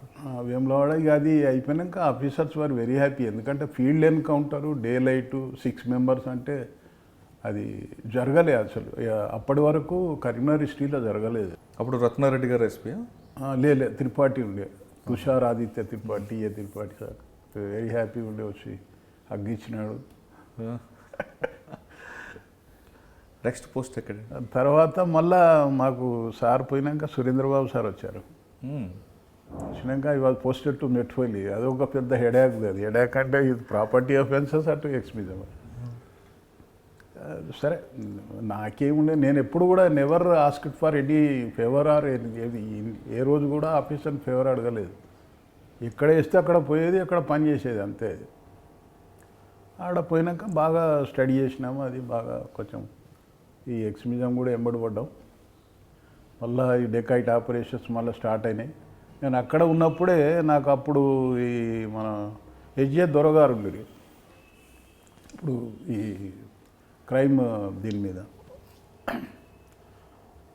వారు ఏం చేశారంటే క్రైమ్ కంట్రోల్ స్క్వాడ్స్ అని పెట్టాడు. అంటే ఈ డెకాయిటీస్ అవుతున్నాయని చెప్పి కొన్ని డిస్ట్రిక్ట్స్ని కలిపి, ఇప్పుడు మాకి కరీంనగర్ అండ్ నిజామాబాదు 2 జిల్లాలు కలిపి ఒక స్క్వాడ్ ఉండాలని చెప్పి నేను I was heading for this thing Karimnagar. దానికి ఒక additional SP supervision, DIG supervision ఉండాలా చెప్తే అప్పుడు బాగా రిజల్ట్ తెచ్చినాం. అది ఆయన హ్యాట్సాప్ డీజీ గారు అప్పుడు ఏంటంటే వీళ్ళందరినీ అరెస్ట్ చేయాలి, చేసి ప్రాపర్గా వీళ్ళను ఛార్జ్షీట్ చేయాలి. తర్వాత వీళ్ళకు స్పెషల్ కోర్ట్స్ కూడా పెట్టారు. వీళ్ళ ట్రయల్ చేసేదానికి స్పెషల్ కోర్టు పెట్టాలి, వీ షుడ్ సెక్యూర్ కన్విక్షన్స్ అని చెప్పి ఒక మంచి దాన్ని పెడితే ఇక మాకు ఆపరేషన్ అంతా ఇక నేను క్రైమ్ కంట్రోల్ కదా, ఇక ఎక్కడంటే అక్కడ తిరిగేది అది ఈ జిల్లా. అప్పుడు సురేంద్రబాబు గారు మీకు ఏ విధంగా సపోర్ట్ చేస్తారండి, గైడెన్స్ ఏ విధంగా ఇచ్చారు? మాకు మా దాంట్లో ఇంటర్ఫియర్ అనేది లేదు. మేమే చెప్పేది sir I'm going like as go అనేది. ఇప్పుడు నేను ఎప్పుడైనా కానీ ఆఫీసర్కి ఎప్పుడు కూడా నాకు ఇది అది చేయని చెప్పేటోళ్ళు కాదు. అది నేనే చెప్పేది సార్ ఇది చేస్తున్నా అంతే. వాళ్ళు మాకు ఫుల్ సపోర్ట్. అది దాంట్లో there is no ambiguity, no doubt about it. అయితే అక్కడ బాగా హైలీ ఎఫెక్టెడ్. అది అక్కడ ఒక ఇన్సిడెంట్ అయింది, బ్యాడ్ ఇన్సిడెంట్ అనుకోరాదు. అంటే ఒకరోజు ఇన్ఫర్మేషన్ వచ్చినది, ఐ గాట్ సమ్ ఇన్ఫర్మేషన్. ఒక విలేజ్లో మెట్పల్లికి దగ్గరలో విలేజ్లో extremists are taking shelter and for treatment అని చెప్పి ఏం చేశాను, సరే చెప్పి డిఎస్పీకి చెప్పాను. నరసింహరావు వద్ద డిఎస్పీ సేమ్ బ్యాచ్మెంట్ కానీ ఆయన అప్పుడు యాక్సిలేటెడ్ డిఎస్పీ, ఇప్పుడు ఎస్ఐబిలో ఉన్న ఎస్ఐబీని. సరే అని చెప్పి ఒక ఇద్దరు ఎస్ఐలను మెట్పల్లి అండ్ ఇబ్రహీంపట్నం ఎస్ఐని పిలిచి ఫోర్స్ ఇచ్చి పోండి ఇట్లా ఉన్నది, ఈ ఊళ్ళో ఇక్కడ ఉండొచ్చు, బట్ పర్టికులర్ లొకేషన్ తెలియదు, but they are taking shelter in some house, this much information we could get అని చెప్పినాం. చీకటి పాపం వెళ్ళారు. రాత్రి ఇద్దరు ఎస్ఐస్ వెళ్ళారు. వెళ్ళినాక ఏం చేసిందంటే వీళ్ళు ఒక సైడ్ గార్డెన్ చేసి ఈ SIs both SIs they started searching the houses. అలా అన్ఫార్చునేట్ ఏంటంటే మన ఎస్ఐస్ వాళ్ళు కొంచెం సర్చ్లో నైట్ సర్చ్లో కొంచెం inexperience or over enthusiasm something. SI Kranthi Kiran అని ఉండే SI, he try to enter into an house.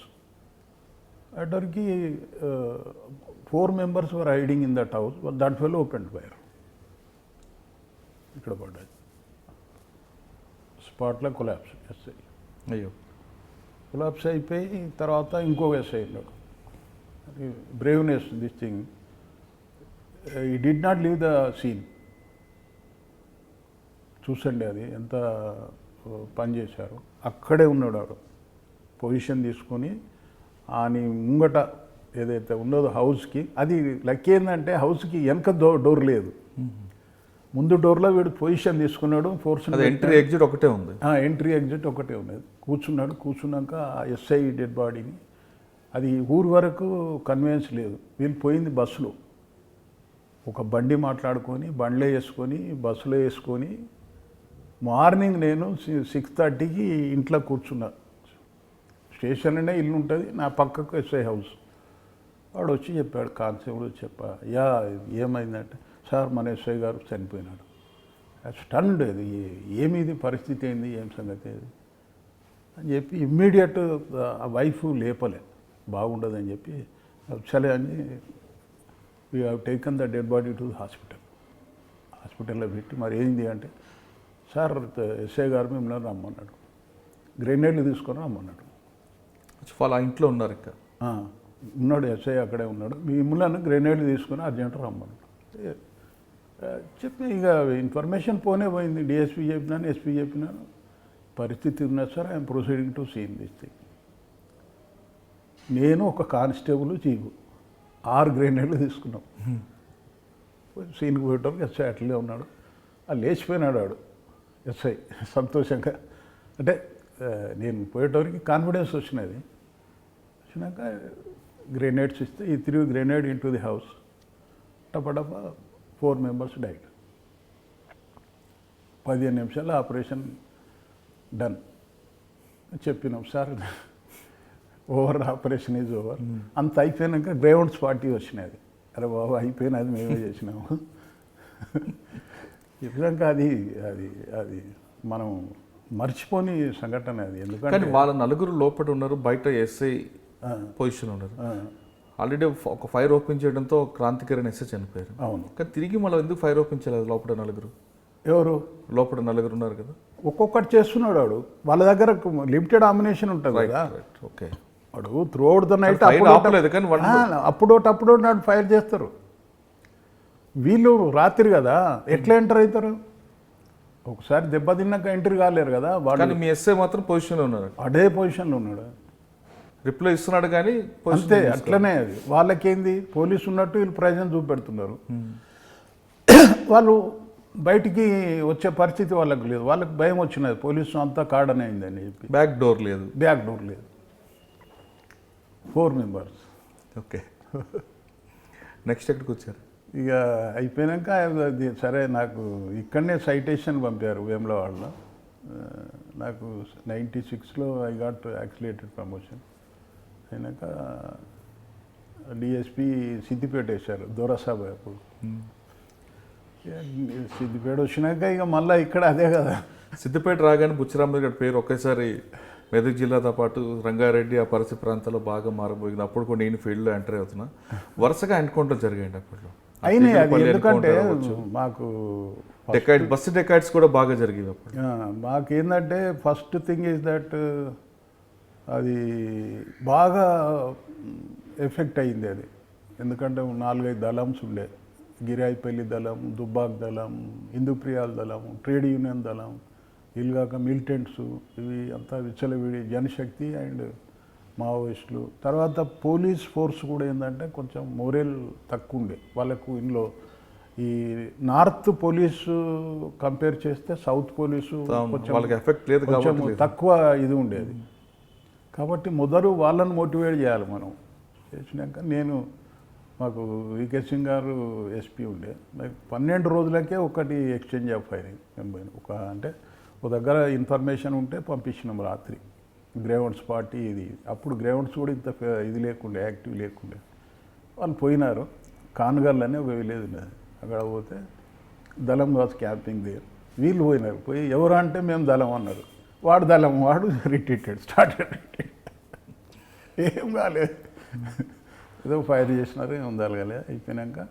తర్వాత అది ఈ Theegulla was the best encounter this thing. మాకు ఇది గజ్వేల్ లిమిట్స్లో, జగదేవ్పూర్ లిమిట్స్లో వాడు SI came running to Siddipet.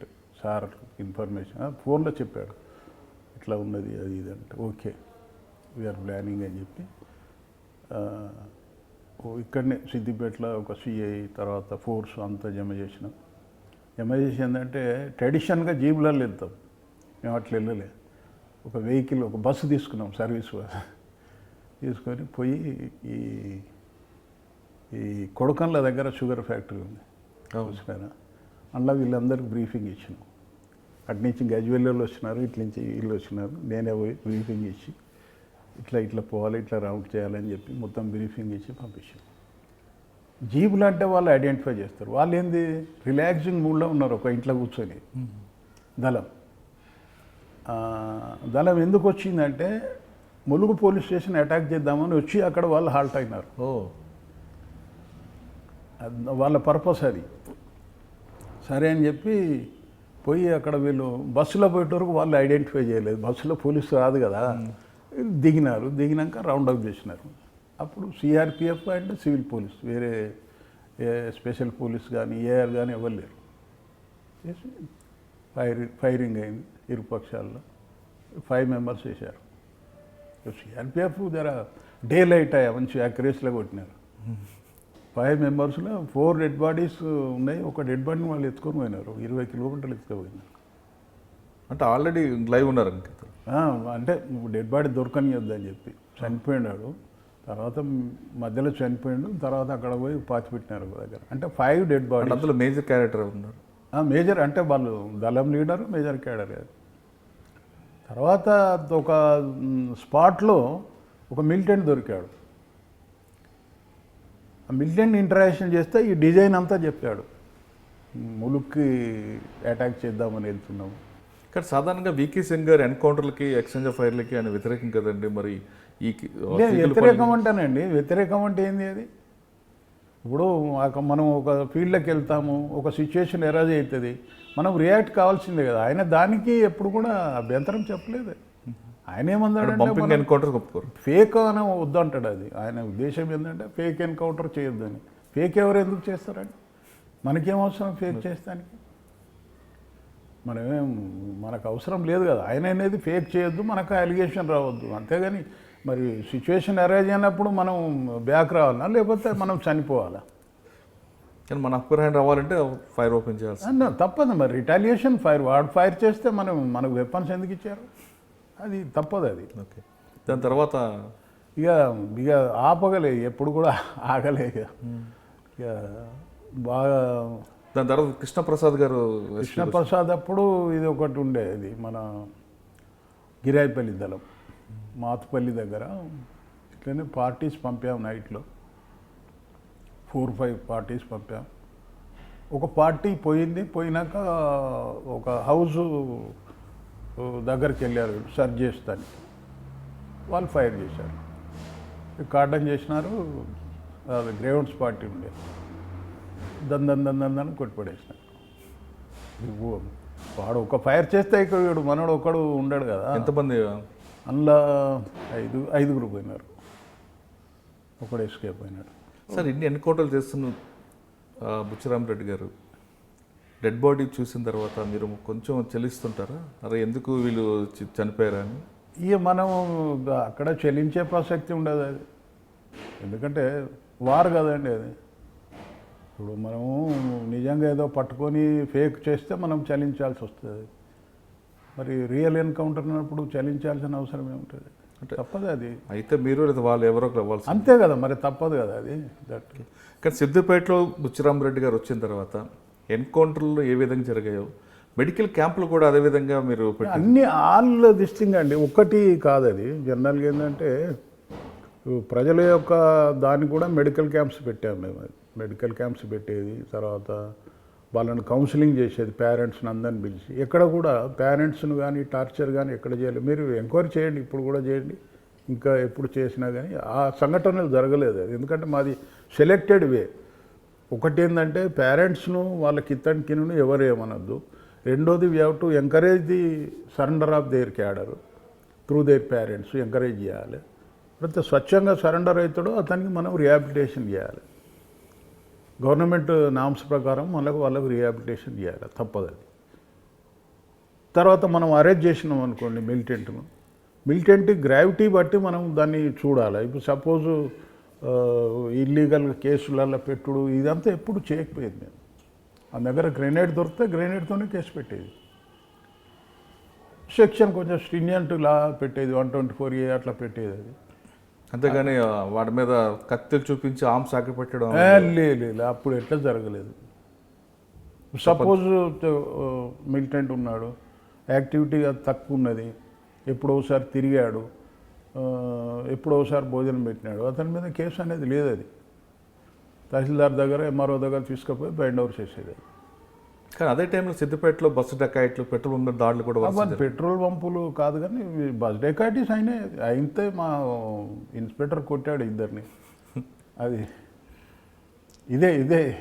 ఇదే ఈ ఎన్కౌంటర్ అయినప్పుడే, మెదినీపూర్ ఎన్కౌంటర్ అయినప్పుడే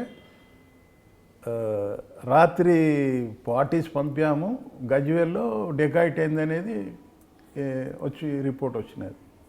and I dispatched the CI, ఈ వెంకటరెడ్డి సిఐ ఇది. వీళ్ళు ఏం చేస్తారంటే డెకాయిట్ అయినాక వీళ్ళు స్ట్రెయిట్ వెళ్ళరు, వీళ్ళు డిఫరెంట్ రూట్ తీసుకుంటారు, బైవాక్ పోతారు. మన ప్రీవియస్ ఎక్స్పీరియన్స్ ఉన్నది కదా, అన్నీ బ్రీఫ్ చేసి చెప్పినాను. ఇది జరిగిందో రాజీరావు దారి మీద, వాళ్ళు దొరికింది తూఫాన్ రోడ్లో. రాత్రి అంతా కష్టపడి పోయి ఒక దగ్గర చిన్న హోటల్ దగ్గర కూర్చున్నారు, దొరికినారు. వాళ్ళు ఏదో అటాక్ చేసినారు, వీళ్ళు అది ఫైర్ చేసినాడు, దాన్ని డౌన్. దాని తర్వాత డెకాయిడ్లు తగ్గాయండి. ఇక మళ్ళీ బస్సు కాలేదు. సిద్దిపేటలో బుచ్చిరామరెడ్డి గారికి ఇప్పుడు ప్రస్తుత తెలంగాణ ముఖ్యమంత్రి కేసీఆర్కి బంధం అప్పుడే ఏర్పడింది. సిద్దిపేట డిఎస్పీ ఆఫీస్ కట్టడానికి కూడా అతను మీకు సహకరించారని. అది ఎందుకంటే ఒకటి అప్రిషియబుల్ థింగ్ ఏంటంటే కేసీఆర్ గారి దగ్గర అందరి వెల్ఫేర్ ఒకటి చూస్తాడు. సిద్దిపేటలో సార్ వచ్చినప్పుడు ఒక RI revenue inspector with full particulars of vacant land available ఎక్కడ ఉన్నది ఏంది అనేది సార్ దగ్గర ఉండాలి.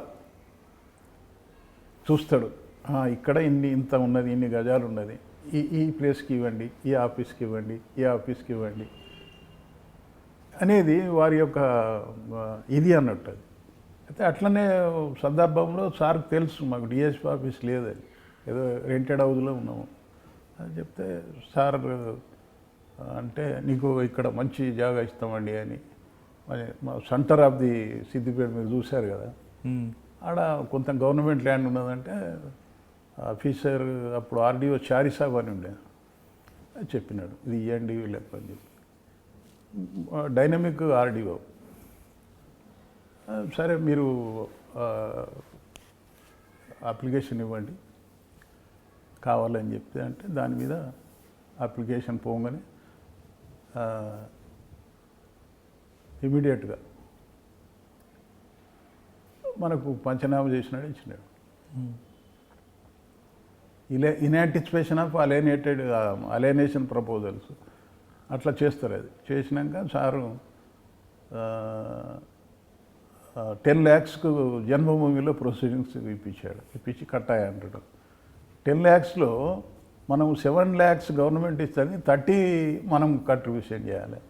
నేను ఒక 2-3 months ఎస్టేట్ చేసిన ఎట్లా కడదాం ఏందనేది. తర్వాత మళ్ళీ ఒకసారి రిమైండ్ చేసినాడు సారు. మళ్ళీ చేస్తే సరే అని చెప్పి స్టార్టెడ్. కాలే, ఎందుకంటే 1+1 1+2. తర్వాత మళ్ళీ 6 lakhs తెప్పించాడు. 6 lakhs కూడా కాలే. తర్వాత ఒక ఎమ్మెల్యే మన ముత్తంరెడ్డి గారిని పట్టుకొని ఒక ఎంపీ రాజే ఉండే ఆయన దగ్గర నుంచి 3 లక్షల రూపాయలు ఎంపీ ఫండ్కి వెళ్ళి ఇప్పించినాడు. మొత్తం ఇది 16 lakhs + 3 19 lakhsలో we would complete the beautiful house there. తర్వాత నేను వెళ్ళిపోయినాను, ట్రాన్స్ఫర్ అయింది నాకు. 3 years చిల్లర, 3.5 years అయింది. అది ఇంతవరకు సిద్దిపేటలో 3.5 years చేసిన ఆఫీసర్ లేడు. I'm the first officer. ఎవ్వరు 3.5 years చేయలేదు. అది నేను కరీంనగర్ ట్రాన్స్ఫర్ అయినాక అసలు యాక్చువల్గా అది డిఎస్పీ ఆఫీస్. అది అప్పుడు ఉన్న ఎస్పీ మళ్ళీ సార్తోనే, సీఎం గారితోనే, ఇప్పుడున్న సీఎం గారితోనే ఇనాగ్రేషన్ చేయించినాడు. దాన్ని నన్ను పిలిచినారు, మళ్ళీ నాకు కొంచెం సన్మానం చేసినారు, శాలువ కప్పినారు. అది అంటే అప్పట్లో మీతో కేసీఆర్ గారితో మీకున్న అనుబంధం ఏ విధంగా?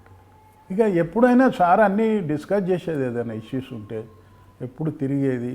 ప్లేసెస్ ఏం కావాలి మీకు, ఎక్కడ ల్యాండ్ కావాలి అంటే అంతవరకైనా, లేదంటే పొలిటికల్ ప్రెజర్ ఏమైనా ఇచ్చేవారు? పోస్టింగ్ ఎట్టి పరిస్థితుల్లో లేదండి, ఎట్టి పరిస్థితుల్లో లేదు. అంటే లాండ్ ఆర్డర్ విషయంలో ఎక్కడ లేదు అసలు పోలీస్ ఫ్రీ హ్యాండ్ ఇచ్చేవారు? ఎప్పుడు కూడా ఇది చెయ్యి అది చేయని ఎప్పుడు కూడా సార్ చెప్పలేదు. ఎప్పుడు లేదు అది, ఆయనకి అది ఆ వ్యక్తిత్వం కాదు అది. కానీ ఎంత చేయాలో అంత చేశాడు అప్పుడే. ఎందుకంటే ఆయన ఒకటి సిద్దిపేటకి ఒక 1 company ఆఫ్ ఎయిర్ ఫోర్స్ను శాంక్షన్ చేయించాడు. ఎవరు చేస్తారండి పోలీస్కి? సార్ ఉద్దేశం ఏంటంటే సిద్దిపేట సంగారెడ్డి హెడ్-క్వార్టర్ దూరం ఉంటుంది, ఇక్కడ if any case of emergency ఇక్కడ పోలీస్ కావాలని చెప్పి ఒక 1 company of air force sanction చేయించాడు. చేయించినాక తర్వాత దాన్ని ఎట్లా అని చెప్పి మళ్ళీ 58 ఎకరాల ల్యాండ్ ఇప్పించాడు సార్ దానికి. సార్ చెప్పినా కొద్దీ మేము దానికి ప్రొసీడ్ అయ్యేది, దానికి చేసేది. తర్వాత కొంత గవర్నమెంట్ ల్యాండ్, కొంత ప్రైవేట్ ల్యాండ్ వాళ్ళందరినీ పిలిపించి అలా వాళ్ళకి కన్విన్స్ చేసి వాళ్ళని ఇప్పించుడు. తర్వాత వాళ్ళకు వేరే ల్యాండ్ ఇచ్చుడు. ఆ ల్యాండ్ అలైనేషన్ ల్యాండ్ మీద మళ్ళీ వీళ్ళకు రైట్స్, జనరల్గా అలైనేటెడ్ ల్యాండ్కు రైట్ ఉండదు, రైట్ టు సెల్ ప్రాపర్టీ. వాళ్ళకి అది కూడా సార్ ఇప్పించినాడు అది వాళ్ళకు. తర్వాత మాకు 2 town ప్లేస్ కావాలి సార్ అంటే 2 town ప్లేస్ ఇప్పించాడు. ఇప్పుడున్న 2 town ఆర్టీఓ ఆఫీస్. మేము అది ఒక నా కెరీర్లో అది ఒక అద్భుతమైన ప్లేస్ అనుకోరాదు ఉండేది. ఎందుకంటే దాదాపు అన్ని పోలీస్ స్టేషన్లు నేను బిల్డింగ్లు కట్టించాను నా పీరియడ్లో. ల్యాండ్ తీసుకున్నాము, ప్రజలతోని సహకారము, ప్రజలు ల్యాండ్ ఇచ్చినారు. ఇప్పుడు రాజగోపాల్పేట ప్లేస్ మొత్తం గుట్ట మీద కట్టినాము. సార్ వచ్చినాడు, అది ఇనాగ్రేషన్ చేసినాడు అదే రోజు అది. తర్వాత వేరే ప్లేస్లలో ల్యాండ్ ఇచ్చారు. దౌలతాబాద్లో వాడు విలేజర్స్ ల్యాండ్ డొనేట్ చేశారు, నిర్దోటిలో ల్యాండ్ చేశారు. మాకు ఏంటంటే అప్పుడు ఇద్దరు పోటాపోటీ ఉండేది. కేసీఆర్ గారు ఏం చేస్తే ముత్యంరెడ్డి గారు. ఎక్కడ కూడా పోలీసుకు ఎక్కడ కూడా ఇంత లేకుండా ఆయన పోలీస్ స్టేషన్ తెచ్చాడు ముత్యంరెడ్డి గారు. ఏది కుక్నూరుపల్లి రోడ్డు మీద ఉంటుంది, రోడ్డు మీద ఉండేది. నాకు చెప్పిండు, మీరు పంపండి ప్రపోజల్, నేను చేస్తాను. నేను పంపించాను ఎస్పీ. 1 monthలో పట్టుకొచ్చాడు. సార్ సిద్దిపేట పోలీస్ స్టేషన్ నుంచి డెకాయిట్లు పారిపోవడం, వాళ్ళు శంకరపల్లి దగ్గర ఎన్కౌంటర్ అవ్వడం జరిగింది. నేను లేని తర్వాత నేను నా దగ్గర పారిపోయే క్వశ్చనే లేదు. ఎప్పుడు పారిపోతారండి? వాళ్ళను హింసించి సరి అయిన తిండి పెట్టకపోతే ఇవన్నీ మనకు సిద్దిపేట తర్వాత మీరు కరీంనగర్ వెళ్ళారు? మళ్ళీ కరీంనగర్ వచ్చినారు. అక్కడ ఒక 3 years. అప్పుడు ఎవరైనా ఎస్పీ మీకు? మాకు ఫస్ట్ నేను వెళ్ళినాక ఈ నల్లిం ప్రభాత్ సార్, అది తర్వాత ప్రవీణ్ కుమార్ సార్ వచ్చారు. అంటే వాళ్ళిద్దరు ఫంక్షన్ ఎలా పనిచేశారు? బ్యూటిఫుల్ ఫంక్షన్ దాంట్లో. మన నలిన్ ప్రభాత్ గారు కానీ ఆర్ఎస్ ప్రవీణ్ కుమార్ గారు కరీంనగర్కి చాలా వర్క్ చేశారు. వర్క్ చేశారు. ఇంకోటి ఏంటంటే వాళ్ళకి తెలుసు హౌ టు ఎక్స్ట్రాక్ట్ వర్క్ అని చెప్పి ప్రతి చిన్న విషయానికి ఇంటర్ఫైర్ అవుడు నువ్వు అట్లాగా ఇట్లాగా అని ఏ క్వశ్చన్ వాళ్ళు చేయలేదు. ఏ క్వశ్చన్ వాళ్ళని చేయలేదు. It is your duty how to do that's all అంతే. వాళ్ళకి వేరే అది లేదు. అది వీళ్ళిద్దరి దగ్గర పనిచేశారు మీరు, నళిని ప్రభాత్ గారు, ఆర్ఎస్ ప్రవీణ్ కుమార్. వీళ్ళిద్దరి దగ్గర మీకు నచ్చిన పాయింట్ ఏంటండి? ఇప్పుడు నచ్చిన పాయింట్లు ఇదేనండి. ఇప్పుడు వాళ్ళు అంటే కామన్ పాయింట్ కాకుండా ఒక్కొక్కరిది ఒక్కొక్క స్టైల్ ఉంటుంది కదా. స్టైల్ అంటే ఇప్పుడు నళిని ప్రభాత్ గారి స్టైల్ వేరేది. ఆయన ఎక్కువ డిస్టర్బ్ చేయకపోయేది ఆఫీసర్ను, ఎప్పుడూ డిస్టర్బ్ చేయలేదు. ఎవరైనా పోయినా కానీ పిటిషనర్ పోతే నువ్వు ఫస్ట్ అడిగేది, నువ్వు పోయినావా, ఎస్ఐ దగ్గరికి పోయావా, డిఎస్పి దగ్గరకు పోయావా, లేదు పో అని చెప్పేది. అంతేగాని నా దగ్గరకు వచ్చినాడు నేను చూస్తానని లేదు అది ఆయన. తర్వాత 10 గంటల తర్వాత ఏ ఒక్క ఆఫీసర్ని డిస్టర్బ్ చేయకపోయేది. ఏ ఒక్క ఆఫీసర్ని డిస్టర్బ్ చేయకపోయేది. నైట్లో అఫెన్స్ అయితే అప్పుడు ఏది మావోయిస్ట్ నక్సల్ మూమెంట్ బాగా పీక్ టైంలో ఉన్న టైప్. నళిని ప్రభాత్ అప్పుడు అంత లేదు కానీ అయినా కానీ మనము చెప్తే దాన్ని రియాక్షన్ అయింది. కానీ ప్రతి day in day out minute to minute అట్లా ఎప్పుడు కూడా డిస్టర్బ్ చేయకపోయేది ఆఫీస్. ప్రవీణ్ కుమార్ గారు, ప్రవీణ్ కుమార్ అదే స్టైల్ అంతే ఆయనది కూడా. కానీ ప్రవీణ్ కుమార్ గారు ట్రాన్స్ఫర్ అయినప్పుడు కరీంనగర్లో చాలామంది బాధపడ్డారు. ఎందువల్ల? ఇప్పుడు ఒకడు మంచి వ్యక్తి, ఇప్పుడు ఎవరిని కూడా అది సతాయించుడు కానీ ఇది కానీ అది కానీ ఏం లేదు. అది ఎవరైనా నేచురల్గా. అంటే కరీంనగర్లో ఉమేష్ చందర్ గారు ట్రాన్స్ఫర్ అయినప్పుడు ఏ విధంగా అయితే మెన్ అంతా సఫర్ అయ్యారు, బాధపడ్డారు, అదేవిధంగా ప్రవీణ్ కుమార్ గారు ట్రాన్స్ఫర్ అయినప్పుడు కూడా అదే ఫీలింగ్స్ వచ్చాయి. అంటే అప్పుడు స్ట్రైక్ చేయలేదు కానీ ఆల్మోస్ట్ అంతే. అంటే ఆయన బాగా ఇది ఉండేనండి, సింపథెటిక్ ఇది ఉండే. ప్రాబ్లమ్స్ మెన్ ప్రాబ్లమ్స్ ఏమైనా ఉంటే అవన్నీ సాల్వ్ చేసేది, అటెంప్ట్ చేసేది, వాళ్ళ వెల్ఫేర్ చూసేది. చాలా గుడ్ క్వాలిటీస్ ఉన్నాయి, అట్లేం కాదు. ఓకే, కరీంనగర్ తర్వాత ఎక్కడికి వచ్చారండి? మళ్ళీ కరీంనగర్లో was transferred and posted to Devarakonda, Nalgonda. అప్పుడు అది మండిపోతున్నది. ఎలక్షన్ల ముందు చంపుడు, మర్డర్లు, మాకు చాలా ప్రాబ్లం అయినది. అది మాకు ఎస్పీ ఈయనే ఉండే, బాలసుబ్రహ్మణ్యం గారు. బాలసుబ్రహ్మణ్యం గారు. ఇది చాలా హెడేక్ ఉండే. ఆడ కొన్ని గుట్టల మీద విలేజెస్ ఉండేది. అది తర్వాత అంతా లిస్ట్ అవుట్ చేసి మిలిటెంట్ను పట్టుకొచ్చుడు, అరెస్ట్ చేసుడు, కేసులు పెట్టుడు. అక్కడ ఎన్ని ఎక్స్చేంజ్ ఆఫ్ ఫైల్ ఏంటంటే పక్కా perfect information our people could not it. మీకు సర్ప్రైజ్ ఏంటంటే ఒకరోజు 5 పార్టీలు పంపించాను నేను. 5 పార్టీలు పంపించి పర్ఫెక్ట్ మూమెంట్ ఉన్నది, ఇక్కడ ఈరోజు ఇక్కడ నైట్ అవుట్ చేయాలి, ఇక్కడ నైట్ అవుట్ చేయాలి అని చెప్పి. అది ఒక విలేజ్కి వెళ్ళారు. వీళ్ళు అంబుష్ చేశారు. అంబుష్ చేయాలి, తర్వాత హాల్ట్ చేయాలి అక్కడ. వీళ్ళు అంబుష్ చేసినప్పుడు విలేజ్కి దగ్గర చేసినారు. విలేజ్ నుంచి మాటలు వినబడుతున్నాయి, పాటలు వినబడుతున్నాయి. వీళ్ళు ఏమో మరి వీళ్ళు లేచినారు, పోదాం అనుకున్నారు, మళ్ళీ కూర్చున్నారు, అయిపోయింది, అల్లే పడుకున్నారు. అయ్యో, తెల్లారి పోయి చూస్తే ఎక్స్చేంజ్ కాలిపోయింది. అయితే వీళ్ళు చెప్పలే మాకు. వచ్చి మార్నింగ్ వచ్చి రిటర్న్ వచ్చినారు. ఓకే అంటే ఓకే అన్నారు. వీళ్ళు వచ్చిన గంటకి మనకు వచ్చింది ఇన్ఫర్మేషన్, సార్ రాత్రి వచ్చి కారు పెట్టినారు ఎక్స్చేంజ్. ఏందిరా అంటే ఇది కథ, ఇవన్నీ చూస్తే ఇది కథ. పడుకున్నారు. ఓ పెద్ద సెన్సేషన్ అయింది. ఎందుకంటే అప్పుడు ఎలక్షన్ల ముందు ఎన్కౌంటర్ కావాలి, ఇది బాగా యాక్టివిటీస్ బాగా అయినాయి. ఎందుకంటే 2003, 2004 కదా. అయ్యేటవరకు ఇది మిస్ అయ్యేటవరకు ఆఫీసర్స్ బాగా ఇదైనారు, బాగా సీరియస్ అయిపోయినారు. ఎట్లా మిస్ అవుతున్నది, ఎందుకు చేసినారు, ఇది ఎవరి తప్పు, ఇది డిఎస్పీది ఏం తప్పు, ఏం చేసినాడు డిఎస్పీ, రివర్స్ అన్నట్టు. ఎస్పీ బాగా డిఫెండ్ చేసినాడు. ఇంకేం చేస్తాడు సార్, అన్ని బ్రీఫ్ ఇచ్చినాడు, పంపించినాడు, మళ్ళీ మార్నింగ్ వెళ్ళినాడు, బస్సులో పోయి చూసినాడు, ఇంకేం చేస్తాడు అన్నాడు. అంటే ఆ పార్టీ మీద యాక్షన్ తీసుకున్నారా? తీసుకున్నారు. టెంపరీ సస్పెండ్ చేసినారు. నుంచి ఎక్కడికి వచ్చారు? ఇక అక్కడ అయిపోయినాక I was promoted as additional SP. మళ్ళీ ఓఎస్డి సిద్దిపేట ఇచ్చిన. మీరు అప్పుడు పనిచేసిన సిద్దిపేటకి ఓఎస్డీ కొంచెం సిద్దిపేటకి అప్పుడు తేడా ఉందా? అంటే మళ్ళా మేము వచ్చినాక మళ్ళీ యాక్టివిటీ స్టార్ట్ అయింది. సిరిసిల్ల నుంచి స్టార్ట్ అయి ఉంటుంది. మళ్ళీ స్టార్ట్ అయింది. స్టార్ట్ అయితే ఇక మళ్ళీ అటు ఇటు చేసి ఒకరిని సరెండర్ తీసుకున్న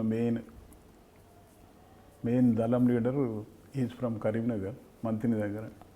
ఈ సరెండర్ టు ఇక సరెండర్డ్ అయినాక వ్యానిష్ అయిపోయినట్టే దాదాపుగా. ఈ డెకాయిట్స్ మీద పెట్రోల్ పంప్ మీద దాడులు కూడా జరిగాయి. నేను చేయలేదు, అప్పుడు లేదు. నేను ఓఎస్డీ కదా. అని మీరు చేస్తుంది కాదు, మీ టైంలో జరిగాయి కదా? నా టైంలో జరగలేదు. అంటే అప్పటికి సిద్దిపేట కొంత కూల్గా ఉందంటారు. అది ఇదే ప్రాబ్లం ఉండే ఇప్పుడు. ఎందుకంటే సిద్దిపేట డెకాయిటీ సెట్ కంట్రోల్ అని అంటే మా ఎఫర్ట్తోనే, అది కరీంనగర్ ఎఫర్ట్తోనే. ఎందుకంటే ఉస్నాబాద్ గ్యాంగ్స్, సిద్దిపేట గ్యాంగ్, మన Karimnagar gangs, they use to operate in Siddipet area. వీళ్ళకి నాలెడ్జ్ లేదు. మేము అక్కడ అరెస్ట్ చేసినాక ఆటోమేటిక్గా ఇది కంట్రోల్ అయింది. అది అదే కన్ఫెస్డ్ సమ్ అఫెన్సెస్ ఇక్కడ ఆల్రెడీ మీరు ఆదిలాబాద్, నిజామాబాద్ ఇవన్నీ చేసినాం కదా. సిద్దిపేట తర్వాత ఎక్కడికి వచ్చారండి? సిద్దిపేట అడిషనల్ ఎస్పీ అయినాక మళ్ళీ సిటీ ఎస్బీకి వచ్చినాను. బాగా అలసిపోయాను. సరే ఎస్బీలో చేసినాను. తర్వాత I was promoted, I was posted to additional SP Medak Sangareddy. అక్కడ చేసినాము. సంగారెడ్డిలో పనిచేస్తున్నప్పుడు మీకు సత్యనారాయణ గారికి మీకు బంధం ఏ విధంగా? చాలా మంచిగా ఉండేనండి ఆయన. ఎందుకంటే ఆయన యాక్చువల్గా ఎమ్మెల్యే మీద బాగా పోరాటం చేసే వ్యక్తి, ఎన్కౌంటర్ కూడా అనేది ఏంటంటే ఒకటి is to give respect to the age. సార్కి ఏజ్, మేము ఏజ్డ్ కదండి ఆఫీసర్స్. ఆయన మంచి రెస్పెక్ట్ ఇచ్చేది, మేము చెప్పింది వినేది.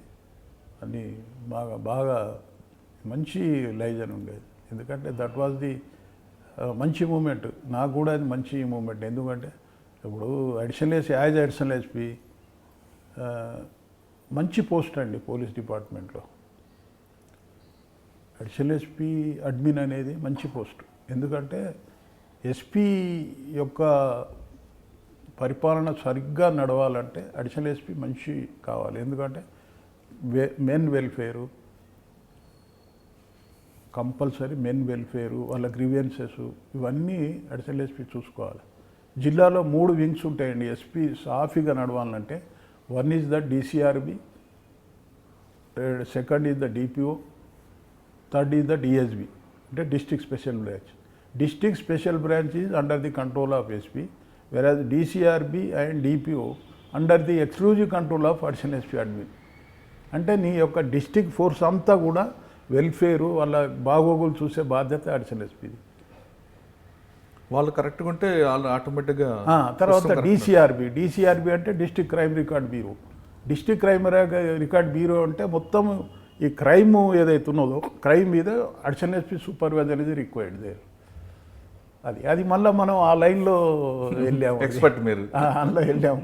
దానికి కూడా బాగా మంచి సజ్జనార్ సార్ కూడా మంచి ఇచ్చేది, మాకు వాల్యూ బాగా ఇచ్చేది. మేము చెప్పిన సజెషన్ తీసుకునేది అన్నీ కూడా సరిగ్గా. సంగారెడ్డి తర్వాత event eastern power distribution company అని, ఇది మన ఎలక్ట్రిసిటీ డిపార్ట్మెంట్. ఓకే. అక్కడే చీఫ్ విజిలెన్స్ ఆఫీసర్ పోయినాము. పోయినాక రిటైర్మెంట్ 31st December 2010. తర్వాత ఒక 1 year మళ్ళీ ఎక్స్టెన్షన్ సర్వీస్ ఇచ్చారు. ఇక ఇచ్చినాక ఇక మళ్ళీ 1 year తర్వాతనే చేయనని చెప్పినాను. ఇక అంటే ఎస్పీగా ఎక్కడ రిటైర్ అయ్యారు? ఎస్పీకి వైజాగ్. సార్ మీరు ఇన్ని సంవత్సరాల సర్వీస్లో మీరు 3 రకాల క్రైమ్ డిటెక్షన్ మీద ఎక్కువ ఫోకస్ చేశారు. అదేవిధంగా లా అండ్ ఆర్డర్ ప్రాబ్లం రాకుండా ఎక్కడైనా మీ స్ట్రాటజీ చేసుకుంటూ వెళ్ళారు. అదేవిధంగా మావోయిస్టులు ఎఫెక్టెడ్ ఏరియా చూశారు. తర్వాత డెకాయిడ్స్. అప్పటికి ఇప్పటికీ మీరు అన్నట్లుగా అప్పుడు ఎన్నైనా చేయొచ్చు, కానీ ఇప్పుడు అది చేసే పరిస్థితి లేదు అనేది మీరే చెప్తున్నారు. అంటే అది కాదండి, మనం ఓపెన్ యాక్టివిటీ మనం చేయలేము. అప్పుడు ఓపెన్ యాక్టివిటీ చేసినా పబ్లిక్ యూజ్ టు అప్రిషియేట్ అది. దాంట్లో there is no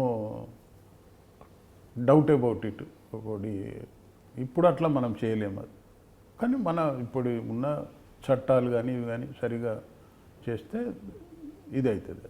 okay sir, డిపార్ట్మెంట్లో వచ్చే వాళ్ళకి కొత్తగా మీరు ఇచ్చే అడ్వైజ్ ఏంటంటే తర్వాత ఇప్పుడున్న డిపార్ట్మెంట్లో ఉన్న వాళ్ళకి మీరు ఇచ్చే సూచనలు? ఇక సూచన అంటే ఒకటండి, వాళ్ళు సిన్సియర్ ఉండాలి, డ్యూటీలో డెడికేటెడ్ ఉండాలి, డ్యూటీ బౌండ్ ఉండాలి, ఎస్కేప్ కావద్దు. అది కొంచెం ఏంటంటే దీనికి పోలీస్ డిపార్ట్మెంట్లో హార్డ్ అండ్ ఫాస్ట్ రూల్ లేదు. అది నేను 2 గంటలే చేస్తాను 3 గంటలే చేస్తానంటే కాదు, అది ఎప్పుడు కాదు. అది మనం అవసరం అనుకుంటే 24 గంటలు పని చేయాలా, లేకపోతే రెస్ట్ తీసుకోవచ్చు, నిన్నెవరు అనేది లేదు. కానీ ఏంటంటే రిజల్ట్ అనేది రావాలా, నీ డ్యూటీ నువ్వు డిశ్చార్జ్ చేయాలి, సిన్సియర్ ఉండాలి, విధవేషాలు వేయకూడదు, మనీ మైండెడ్ అస్సలు ఉండకూడదు ఎందుకంటే మనీ మైండెడ్తో ఉంటేనే ప్రాబ్లమ్స్ వస్తాయి.